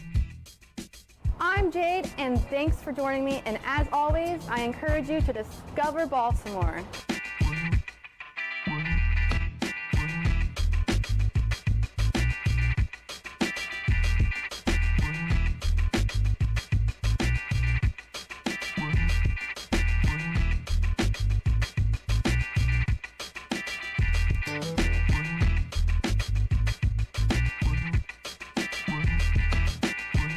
What's up, Baltimore? I'm Gabby, and you're watching 5 Minutes with Gabby. So if you've spent any time at all in Baltimore, you recall a trip or 5 to the historic Lexington Market.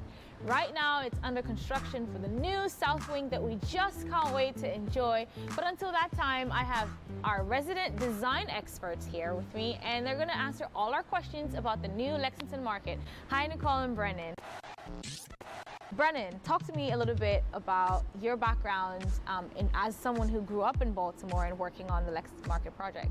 Lexington Market was always a place that we went on Saturdays, and I would run around and play through the stalls, and it was like a maze as a kid. It was the place where I could get, I knew I was going to get a crab cake that day, so I was always excited about that. For you, Nicole, Baltimore embraced you, and you're working on such a project that is so dear to Baltimoreans. I moved from Boston to Baltimore about 4 years ago, and the first job I got to work on when I moved here was Lexington Market. And so for me, this is really close to my heart because Lexington Market is really the lens that I've learned about Baltimore through. I think the market has such a history of supporting entrepreneurship and people like coming and doing their thing for the first time. So I feel like it did that for me. You have fallen in love with the city, you know, through this project. What are some of your favorite things that you realize or come to love about Baltimore? Full disclosure, when we came to Baltimore from Boston, it was for my fiance's residency. We planned on going back to Boston. And we were here for about a year, and I was like, why are we leaving this place? So I would say 2 things that the city has that we love, and I think Lexington Market really embodies this, is 1, a sense of community. There's so much pride in Baltimore. And then the second is just the people themselves are so welcoming. My experience with every new friend I've ever met in Baltimore is that we'll meet like once and they'll say, oh, you're kind of cool. Like, do you want to get dinner tomorrow? Yeah. And you know, like I'd be like, ooh, that's okay. Yeah, let's do it. Every person I talk to who loves Baltimore loves it for that same reason.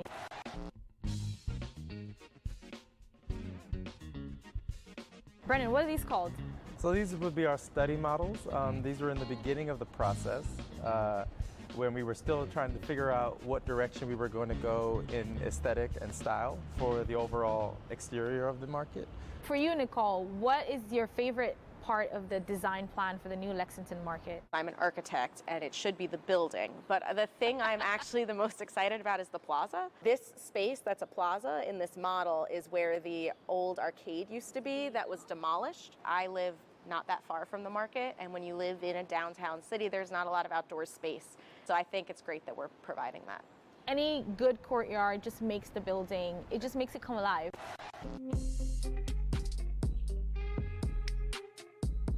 Because this is kind of what it's going to look like, right? This is a SketchUp model. It's to help us understand what we're doing in 3D. It's also a lot of times a tool to help our clients understand what they're looking at. Gave our client VR goggles. Yes. And they were able to like stand in the space, and we were in the office, like walking around with the little remote controls.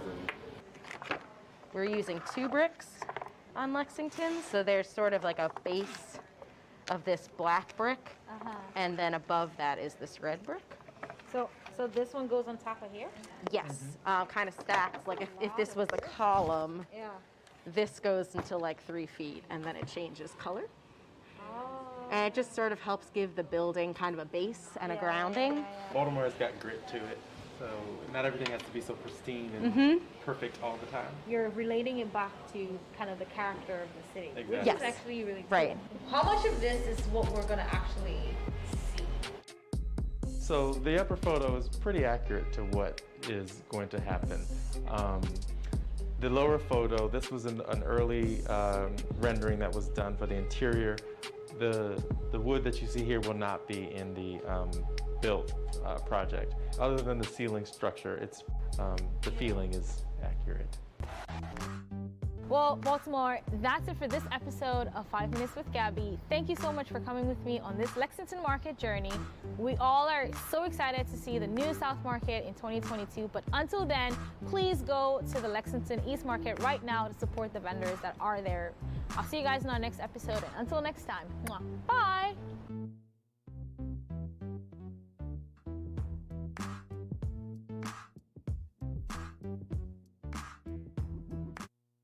What's up, Baltimore? I'm Gabby, and you are watching 5 Minutes with Gabby. Today, I'm a skater girl. You don't believe me? Well, I'm hanging out here at the Charm City Skate Park with Joey Jett, Baltimore's very own Tony Hawk, and he's going to be telling me all his favorite skater stories and teaching me how not to fall on my face. Hi, Joey. How are you? Pretty good. How are you? Excited for this. How did you start skating? When I was 6 years old, my mom got me a skateboard at a yard sale. Pretty much fell in love with it. Then by 7, was skating along Ryan Sheckler, Shaun White. Life was pretty crazy. It was like moving super fast, especially at like a young age. And by 11, I ended up quitting skateboarding. And Why? Why would you be on such a high and then take a break? I mean, what I was doing a lot of contests. So I got into skateboarding for the freedom and creativity of it. And the contests, at a young age, it just kind of limited me. It made me feel like judged, which made me naturally dislike skateboarding. Wow, so at 11, you seem like someone who's pretty self-aware at 11. I actually wish I was that knowledgeable about myself, because if I knew that that's why I didn't like skateboarding, I probably would have just quit the contest. But I was so young, I just thought like, this is skateboarding, and I just don't like it anymore. 5 years later, started skateboarding again, just with some friends, filming, and it became an art, it became creative again, and I fell back in love with it. Thank God, because we're here, and I'm excited about this. Yeah, thank God for that.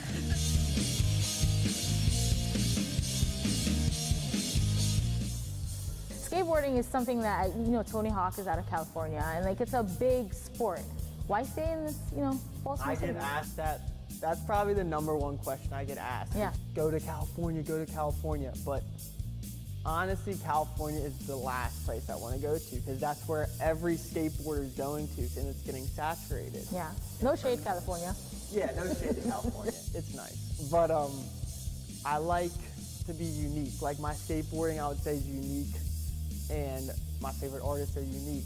In Baltimore, it's so like unique, and it's so like raw, from like the buildings to the skate spots. It's like rugged, and like Baltimore does have a lot of heart, and there's just something like, I grew up here, it has like a special meaning to me. If you could estimate how many times you've fallen in your life as a skater, how many would you say? I mean, just if you watch like the reality, just one clip of me, I probably fell 200 times just filming that one trick. So, I mean, the amount of times I've fallen in my life is probably 3,000 billion. Yeah, not even countable.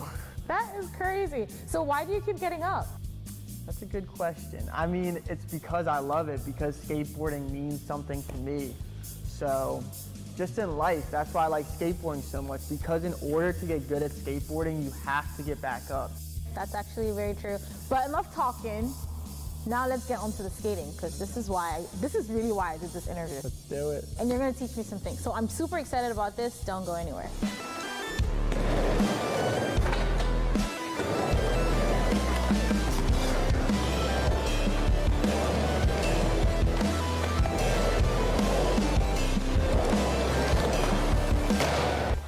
Just ride with it like you're riding a swing.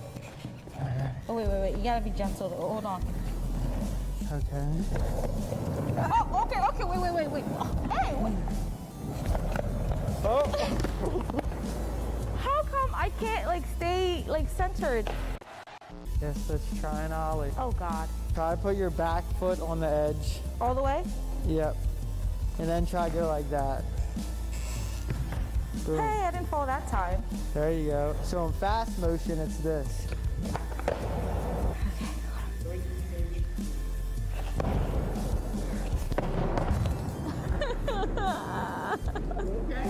Yeah, I'm fine. I still have a lot to learn in skating, but thank you for watching this episode of 5 Minutes with Gabby. Bye!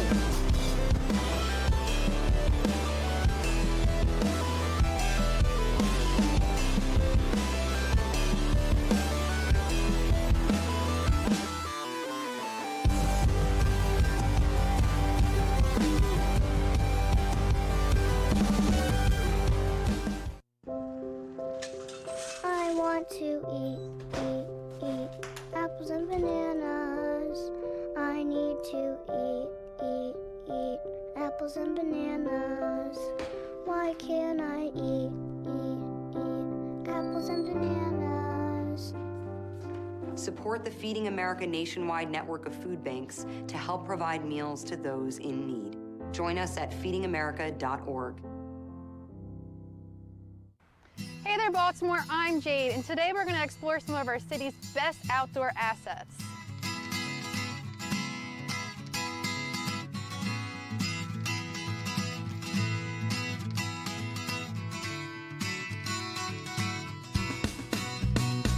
We're meeting up with Ethan Abbott. He's with the Rawlings Conservatory and knows the local parks like the back of his hand. He's offered to give us a personal tour beginning here at the Gwynns Falls Lincoln Park before we wind our way back downtown to Druid Hill. Why don't you say we go play some basketball? Let's go shoot some hoops. Let's go. So grab your water bottle and your sneakers because today we're going to hit the trails on Discover Baltimore.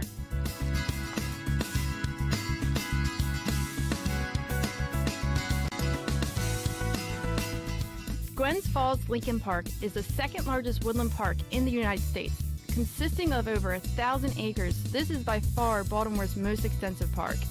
For Ethan Abbott, these were his playgrounds growing up. After studying environmental planning, Ethan's enthusiasm for parks grew from a passion into a profession. Oh wow, look how cool, a little hobbit house. Nature art in the park. Oh, there's a map. And all of the installations. That is so awesome. I would love to do one. I think you can actually. Just a really cool thing that the park does for the community, you know? I would love to check them out. Me too. You want to take a look? Yeah, let's go. Cool, let's hit it. So how large is the park? So Baltimore has about 4,000 acres of green space, and Gwynns Falls Lincoln Park takes up, I want to say, the most of that. So oh, wow. Pretty big, yeah, pretty vast, yeah. Yep. I had no idea. Octopus. Check that out. What do we have here? Sunflower. That one is my favorite. Me too, me too. I love the way they incorporated art and nature. It's like... And the community too. Yeah.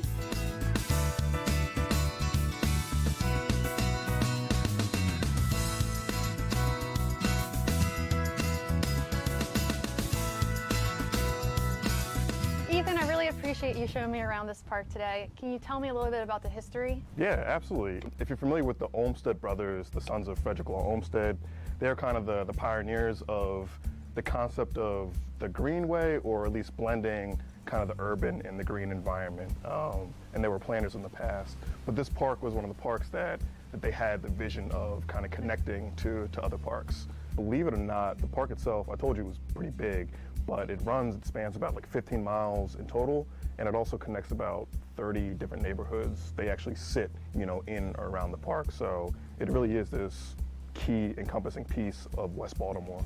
What are some of your favorite parts about this park? So some of my favorite parts are some of the programs that go on here. The first one being Carrie Murray Nature Center, which is a city-owned and operated nature center that basically showcases just the nature, the birds, the animals that the park has to offer. And they run programs for all ages, for youth to adults, and it's pretty cool. It's a pretty cool slice of the park that they have over there. So what are some other fun activities someone can do in the park? There's so much stuff that people can do. You can walk, you can bike, you can, rent out pavilions like this to hold events. There's really a lot of stuff that you can do. And a lot of it, if you really want to, you can go on Rec and Park's website just to figure out all the things that they have to offer. But it really is this all-encompassing recreational space.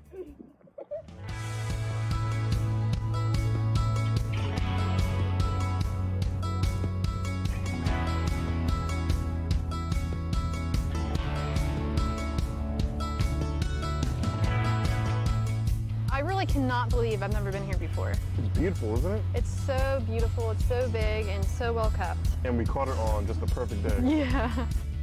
While I really enjoyed Gwynns Falls Weekend Park, I was eager to explore Druid Hill Park with Ethan.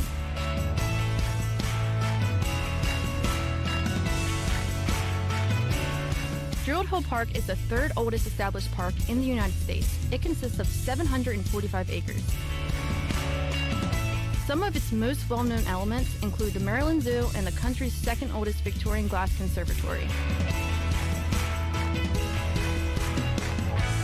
So Ethan, what's the story behind this park, which is clearly smack dab in the middle of Baltimore City? It's one of the city's main parks, along with the Gwynns Falls, which we were just at, and also including Patterson Park, Carroll Park, and Clifton Park. But again, it is one of just the main hubs of green space that the city actually, has. What are some of the special features this park has to offer? So my personal favorite is, of course, the lake, which we have to the left of us. Beautiful. It really is beautiful. It's currently under construction, but within the next couple of years, it should be just another redevelopment of this area and give people just even more enjoyment and even more of a reason to come to this park. And of course, plenty of recreational activities like tennis courts, local trails that actually cut through and all throughout the park.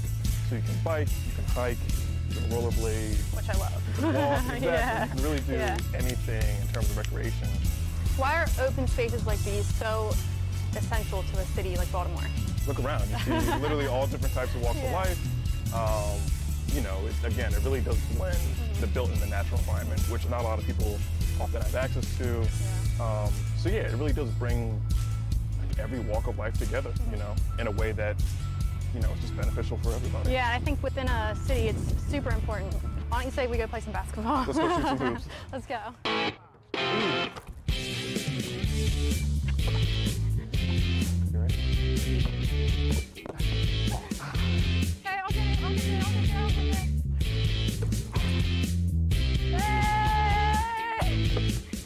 Not bad. All right.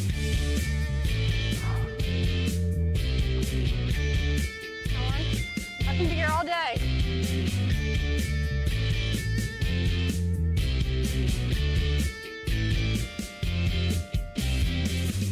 Ethan, thank you so much for showing me around these amazing parks today. Absolutely. It's all my pleasure. Happy to be able to show you my favorite parks and trails within Baltimore. We are so lucky to have these parks in our own backyard. I'm Jade, and thank you so much for joining me. And as always, I encourage you to discover Baltimore. For more information about Charm City's many, many trails and parks, please visit their website.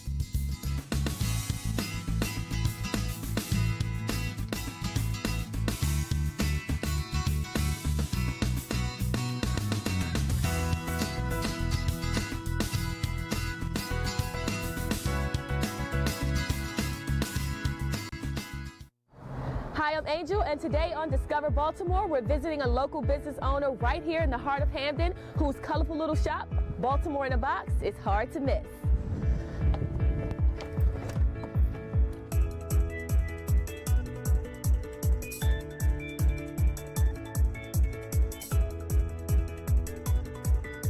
Hamden's 36th Street, known as the Avenue, is lined with locally owned shops and businesses.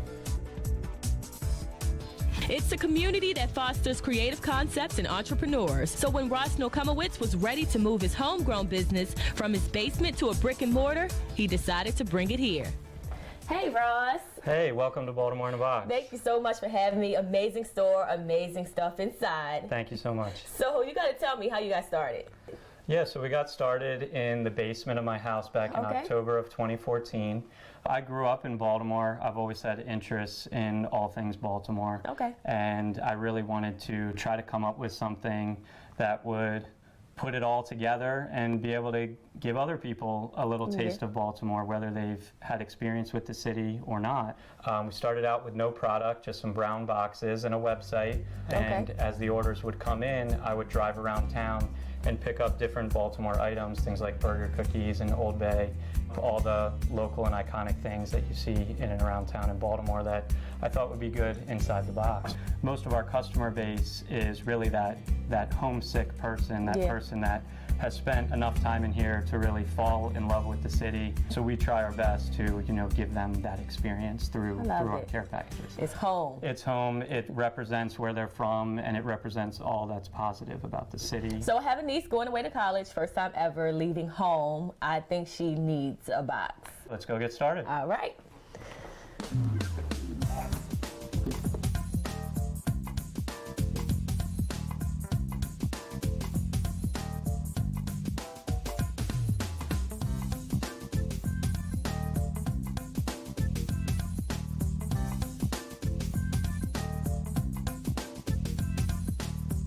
So, how does it work?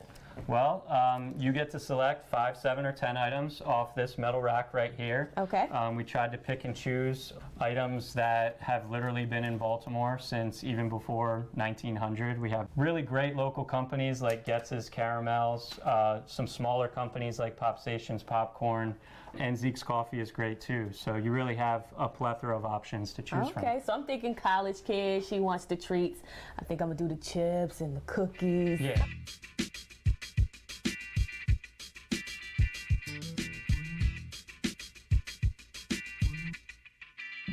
If you don't live here and would like to send a little bit of Baltimore someone's way, you can place an order online. The ordering process is very simple on our website. It's just a couple clicks. You pick and choose which box you want. You tell us how many items you'd like to put in your box. Again, either 5, 7, or 10.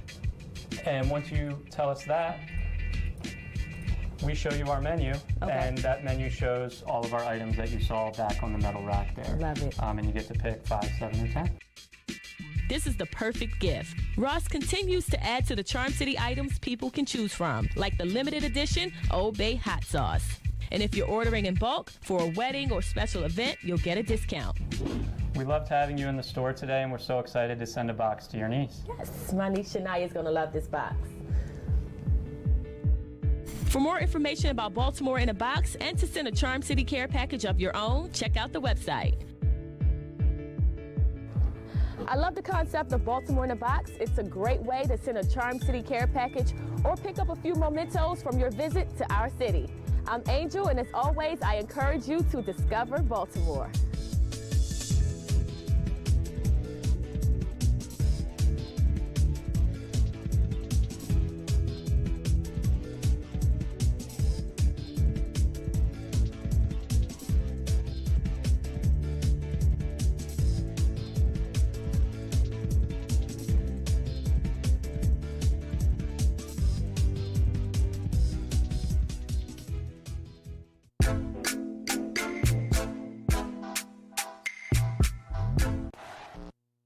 What's up, Baltimore? I'm Gabby, and you are watching 5 Minutes with Gabby. Guess who I get to talk to today? The Mayor-elect Brandon Scott. Thank you so much for joining me. I am super happy to be having this conversation with you, sir. How are you? I'm great, Gabby. Thanks for having me. I'm excited about it as well. Congrats on being elected. Talk to me about election night. What were you feeling? I was feeling very excited, very relieved, but also very impatient.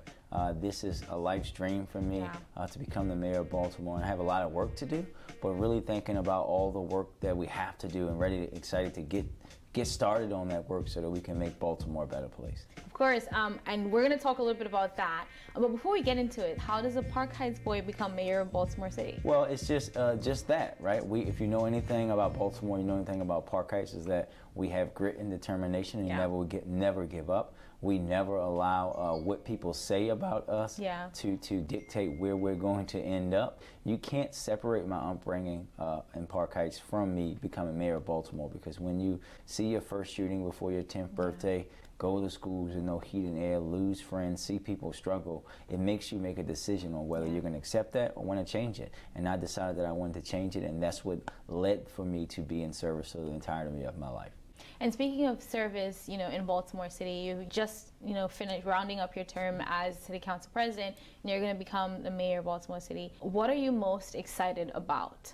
I am most excited about actually being able to change the way the city thinks and operates, especially when you think about Baltimore and the way our government structure has existed and operated the same way every year that I've taken life. The way that we think about public safety has not changed. It's been just treated as law enforcement's issue. We're going to totally reimagine that and attack that through a comprehensive way, and making sure that we're doing that through a lens of racial equity is what excites me the most. Oh, my little cousin, my grandmother actually watched her every day before she went to school. So all she would do all day long is like watch TV 25. And in her mind, there was no difference between Barack Obama and me. So she told her mother the other day, like, you don't know what you're talking about. Brandon's the best president. It's like, yeah, so she's like on cloud. Her and her brother are like on cloud 9.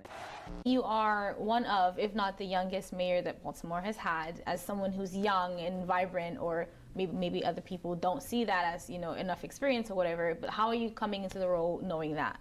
Well, it's nothing new for me. When I started on the council, I was one of the youngest, the youngest council president. So it's just something that's just second nature at this point. But also, when you think about me having 13 years experience in city government, it's about the person's ability. It's about their dedication. It's about their willingness to surround themselves with the best people so that we can work in the best way. And that's what we're going to do. So your friends, now that you've been elected, you know, you're the newest mayor for Baltimore, do they look at you differently? Like, what's the dynamic among your people? No, absolutely not.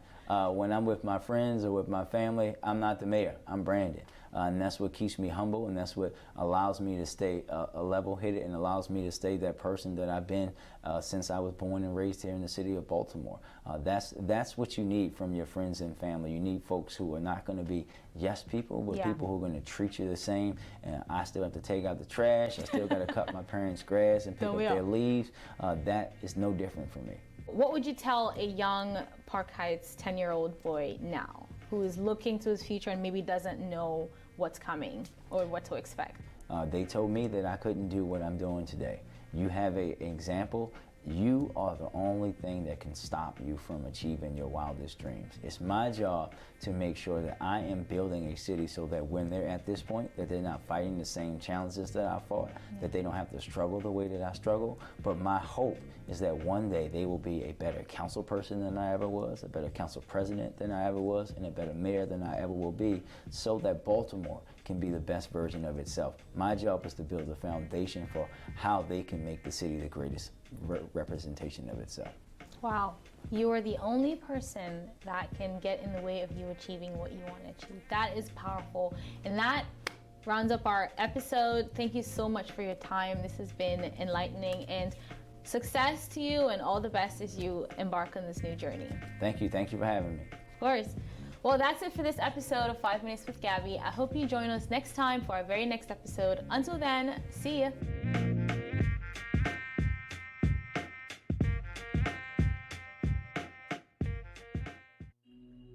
They say you don't have to be so strong, but this is my mother, my purpose. Strength is not optional. See, I lift her now like she raised me then, so I know my strength is super, but I'm still human. Oh, look who's here. What are you, superheroes? Just 4 brothers who hate bullies and love this city.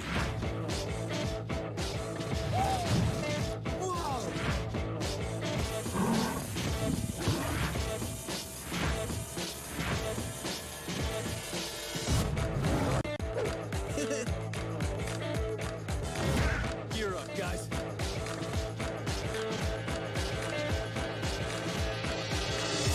There's one thing you can never have sex without.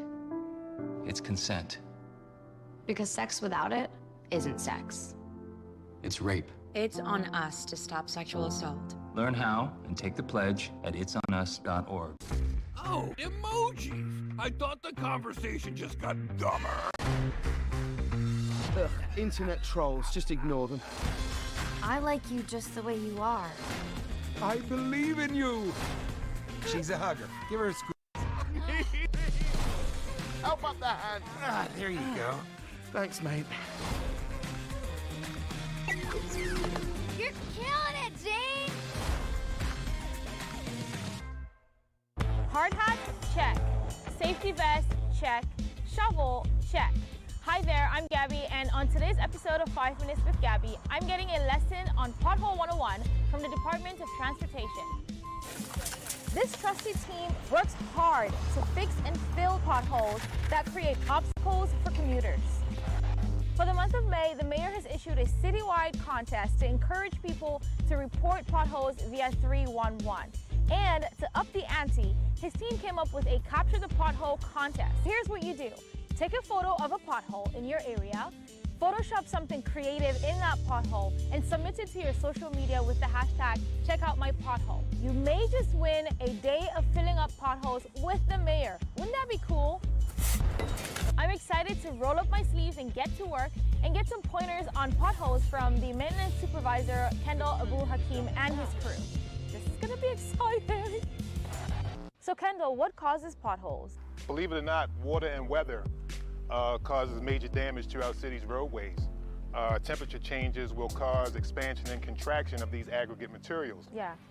Combine that with the damage caused by consistent roadway traffic, and fissures and cracks will occur. And once those cracks expand over time, eventually they become potholes. If someone wants to report a pothole problem, what should they do? Well, there's three options. You can call in to 311 to report a pothole. You can use the 311 app on your mobile device. How quickly do they respond? Surprisingly, within 48 hours. So for most potholes on our streets and alleyways, we can have those repaired within 48 hours. That's really fast. What's the best part about doing this? The best part, I would say, is that getting a thank you or just a vote of confidence from the citizens of Baltimore. Quite often there's that narrative that city workers don't work hard, they don't do anything, and I beg to differ. So whenever we get a thank you and we appreciate your hard work, that goes a long way. It really makes the employees feel good. On an average day, how many potholes would you say a crew is repairing? Okay, for a particular crew, they can repair anywhere between 15 and 20 assigned potholes. Okay. And that does not include what we call pickup potholes. Okay. Where the crews, once they travel to and from their assigned locations, if they notice a pothole, they have the ability to get out and fix it. Oh. So that's an additional 10, so we're talking close to 25 to 30 potholes. So when you're coming to repair a pothole, what do we need to bring? You just need some asphalt, you need a shovel, you need a broom, and a tamper. Okay, a tamper is a thing that you do. Exactly. I'm ready. Give me a little pothole 101. So Gabby, what we need to do first is take care of all this loose debris and old asphalt. Oh, it's dusty.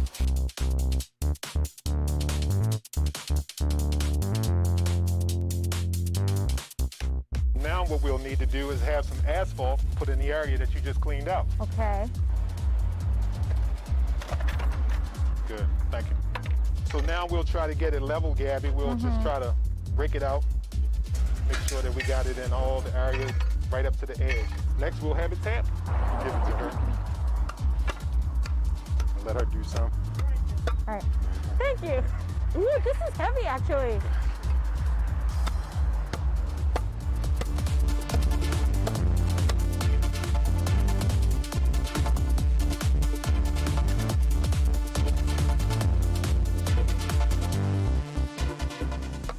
Gabby, you sure you haven't done this before? Kendall, thank you so much for letting me be part of the team today. I give you guys a lot of credit. This is hard work. Gabby, we were glad to have you, but the day's not over. We have a few more to do. Are you up for it? I'm up for it. Let's go. Sounds good.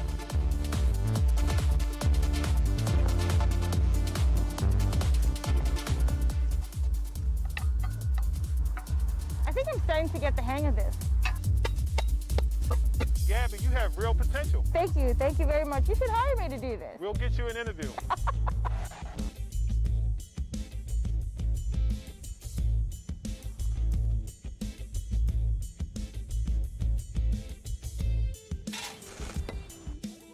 Well, that's it for this episode of 5 Minutes with Gabby. Thank you so much for watching. For more pointers on potholes, visit the DOT website. I'll see you next time. Bye.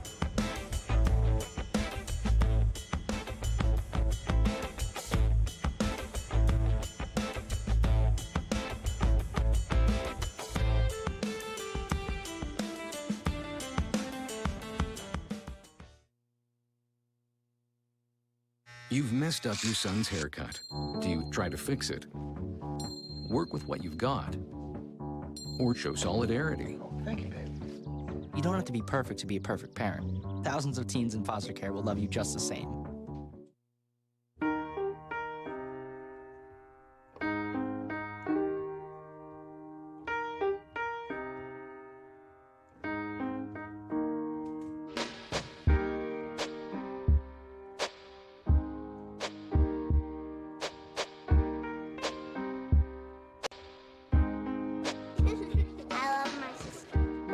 Doesn't see race. Love is love.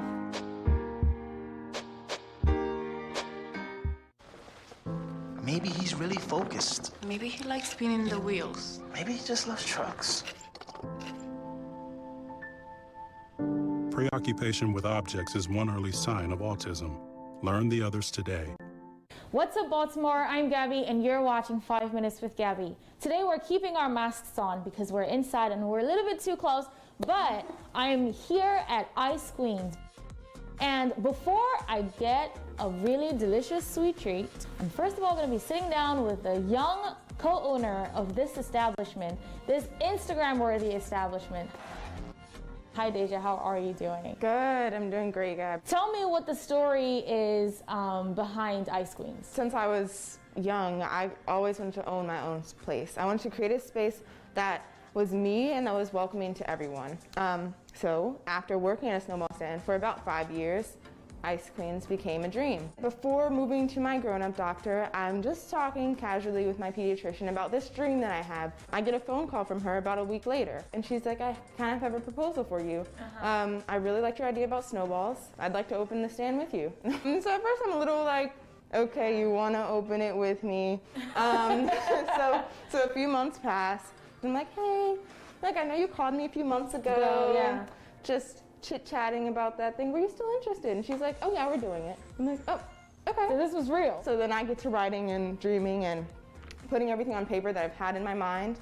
And then about a year later, here we are. Here we are. It's a beautiful establishment. I mean, there's so much art here. There's so much color. Thank you.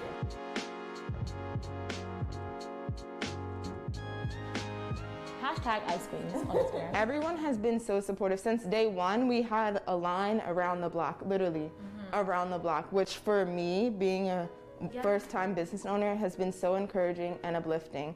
I've had people come from as far as New Jersey and Florida and DC just to come and really lift me up and say, hey, you're doing a good job and we like your snowballs. And that really like warms my heart. What's the future of Ice Queen's? Where are we headed with this? Oh, I plan to be the Chick-fil-A of snowball stands. Snaps for that. I want to bring you great snowballs, great treats. I want to treat you with great service. I want you to feel like you're a part of our family when you come in here. It's a big deal what you're doing. People can only tell you what they tell you, right? But on the other side, as somebody who's like looking at you, a 22-year-old, and you have your business and you're doing all these things, it's like you really do reach people on a deeper level, and I think that that's something really, really beautiful.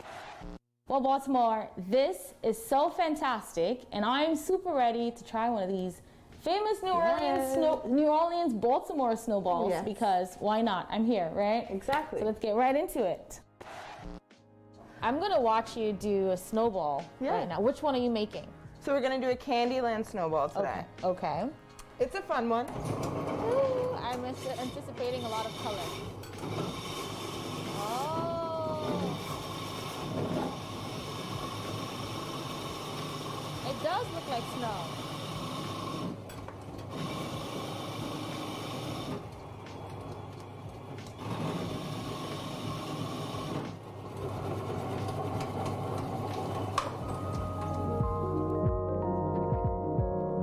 So we're gonna do an ice cream flavor, which is this clear one. Then on top, we're gonna do Skylight, which is pretty popular with the kids. It tastes like blue. Oh. And then we're gonna top it with cotton candy flavor, which is my personal favorite. And then the toppings in this one are gummy worms and nerds.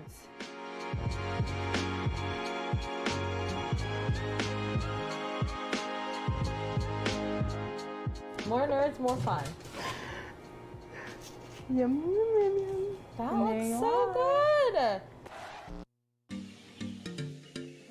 Well, this looks so good. I can't wait to try this. Yes, I'm excited. Yeah, Baltimoreans are gonna get to see my face when I try a snowball for the first time. Yes. Well, Baltimore, that's it for this episode of 5 Minutes with Gabby. I hope you join us for our very next one, and I'll see you next time. Mwah. Bye. Cheers. Cheers. All right, let me try this. This is gonna be exciting. Ah.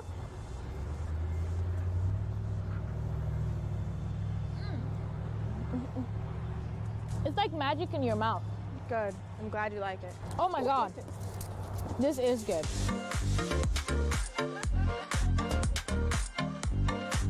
Oh, me? Okay.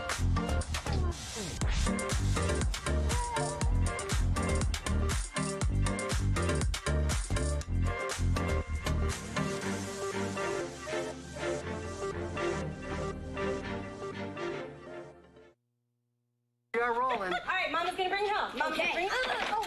No. Challenge your kids to be active and eat healthy. Let's see what you can do. Let's go. Search We Can for ideas on how to get healthy together. Hey, my name's Katie and I'm in the 9th grade. I'm an A average student and I'm an athlete working towards a scholarship. And everybody tells me how much potential I have. But I just wish someone would tell me where my next meal is coming from. Katie, how'd I do? Do you have to be so serious? Well, I mean, I did like a crazy dance in a movie if you want me to like, you know, do a little, no. Play a role in ending hunger. Visit feedingamerica.org/hunger and find your local food bank. Traditional light bulbs actually generate 9 times more heat than light. Let's switch to Energy Star light bulbs and stop burning through cash. Saving energy saves you money. Ahoy there, I'm Angel, and today on Discover Baltimore, we're going to focus on a little family fun right here at the Port Discovery Children's Museum.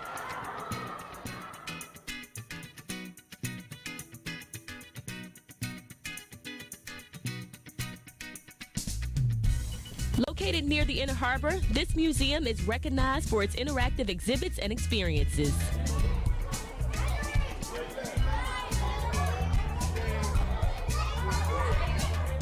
So whether you're a kid or a kid at heart, this museum offers non-stop fun where they believe in the power of play.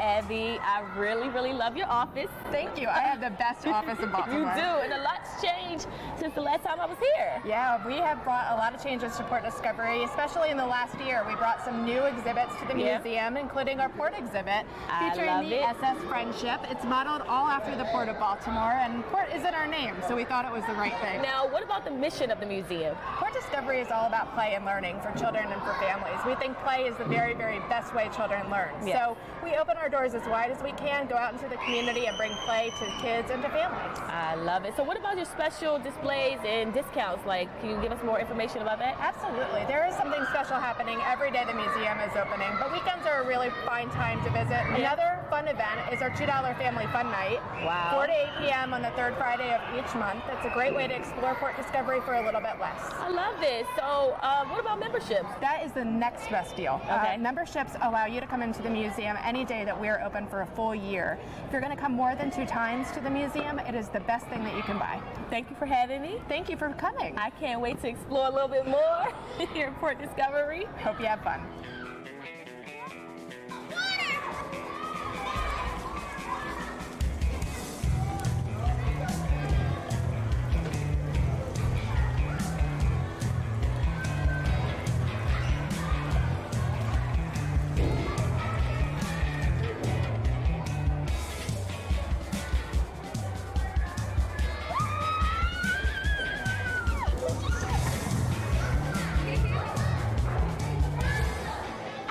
Discovery is more than amazing. Not only does it give hands-on activities for the children, so it kind of makes them independent outside of what they're learning at home and during their childcare hours. I like Port Discovery. I had a lot, and I was like a chef, and I was I was cooking in the kitchen, and I can play with my friends. And my friends, they're like my best friends. So we come from about 45 minutes out just to explore and enjoy Port Discovery. Thank you so much. Guys, thank you. The museum offers free lockers and cafe area with table and chairs. People are welcome to pack their own snacks, lunches, and drinks. So if you live locally or plan to visit Charm City, this museum should definitely be on your to-do list. Make a day of it and make great memories.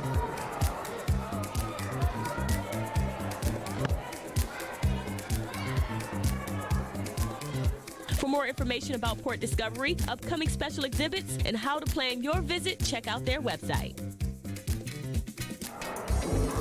I'm Angel. Thanks for joining me, and as always, I encourage you to discover Baltimore.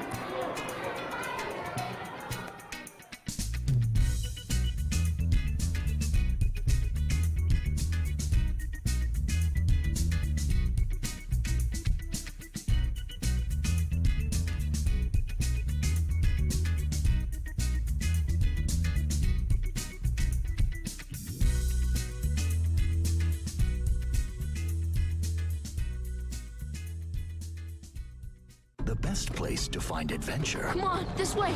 Is in the forest. Wow. So grab your loved ones. Don't even. And explore a world of possibilities. It's beautiful. Visit discovertheforest.org to find the closest forest or park to you. You realize that 49 million Americans struggle with hunger? That's 1 out of every 6 Americans. These people are around us every day. They're our friends, they're our coworkers, their kids go to school with our kids. Sometimes we're not even aware that they're struggling. This problem is closer than you think. But so is the solution. Give a gift of meals to a family in need. Visit feedingamerica.org/giveameal today.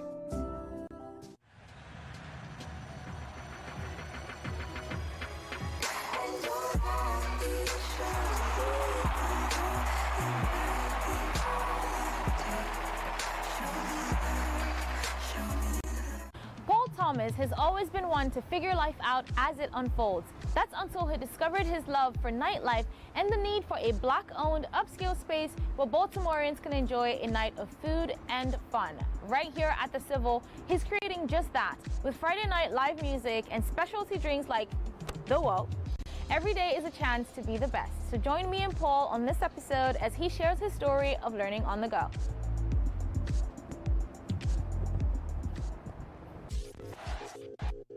Ooh, we got our drinks. Okay. If you want to trade, like you can take this one. So, which one's this one? This one is the COVID-19. Okay. And you have the Whoa. Whoa. Yeah. The Whoa looks whoa.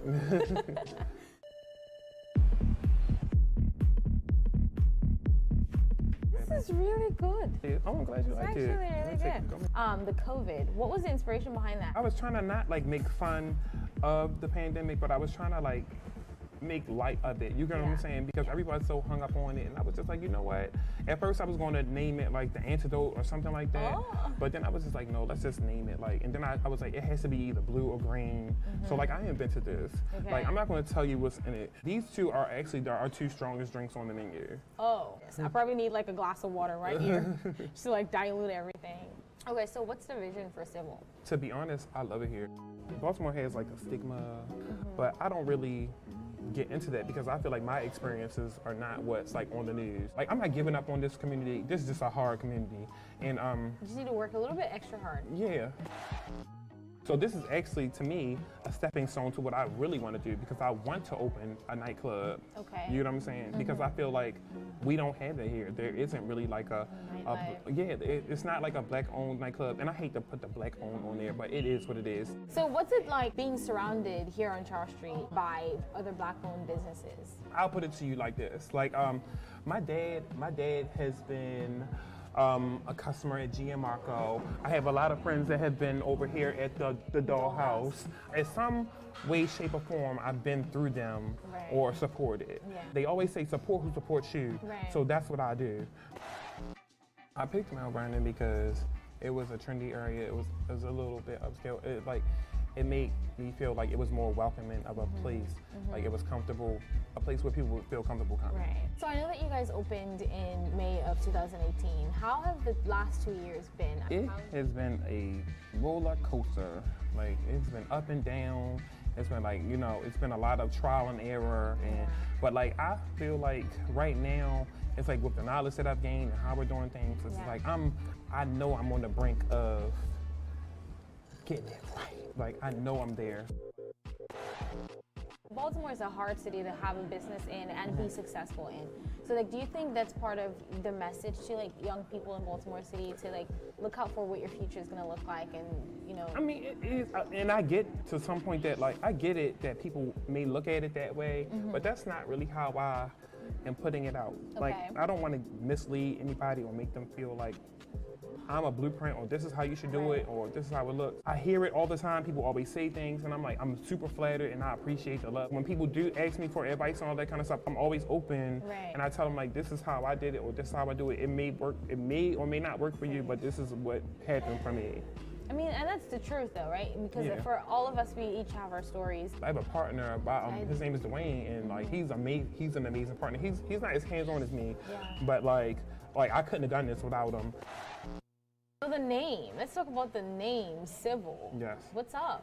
Okay, so a lot of people think there's like this big story behind it, but no, it's not. It doesn't even mean like we're civil in here or living civil or anything like that. Oh. It's not, it has nothing to do with that. It is just 5 letters that I feel like look nice on paper. That is it, yes.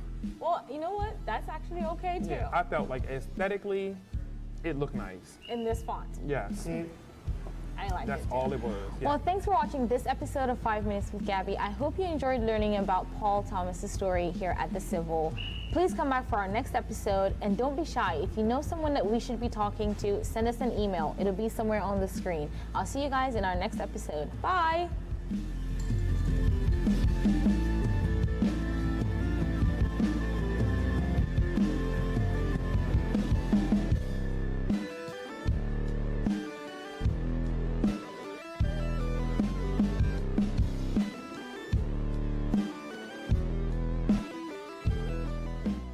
For all the papas out there, let's stop what we're doing and take a moment to be with our kids. They can be loud moments, goofy moments, dorky moments. It doesn't really matter. Every time dads take a moment to be with their kids, it's pretty momentous. So let's all take a moment to make a moment today. Barry, time is running out. According to my calculations, 1 in 5 kids in America struggles with hunger. How can so many children face hunger when there's more than enough food to feed them all? You're right, Barry. We can help solve hunger by teaming up with Feeding America to get food to hungry kids in communities across the country. Help Flint and the Feeding America network of food banks get food to the people who need it in your community. Find your local Feeding America food bank at feedingamerica.org/hunger. Together, we're Feeding America.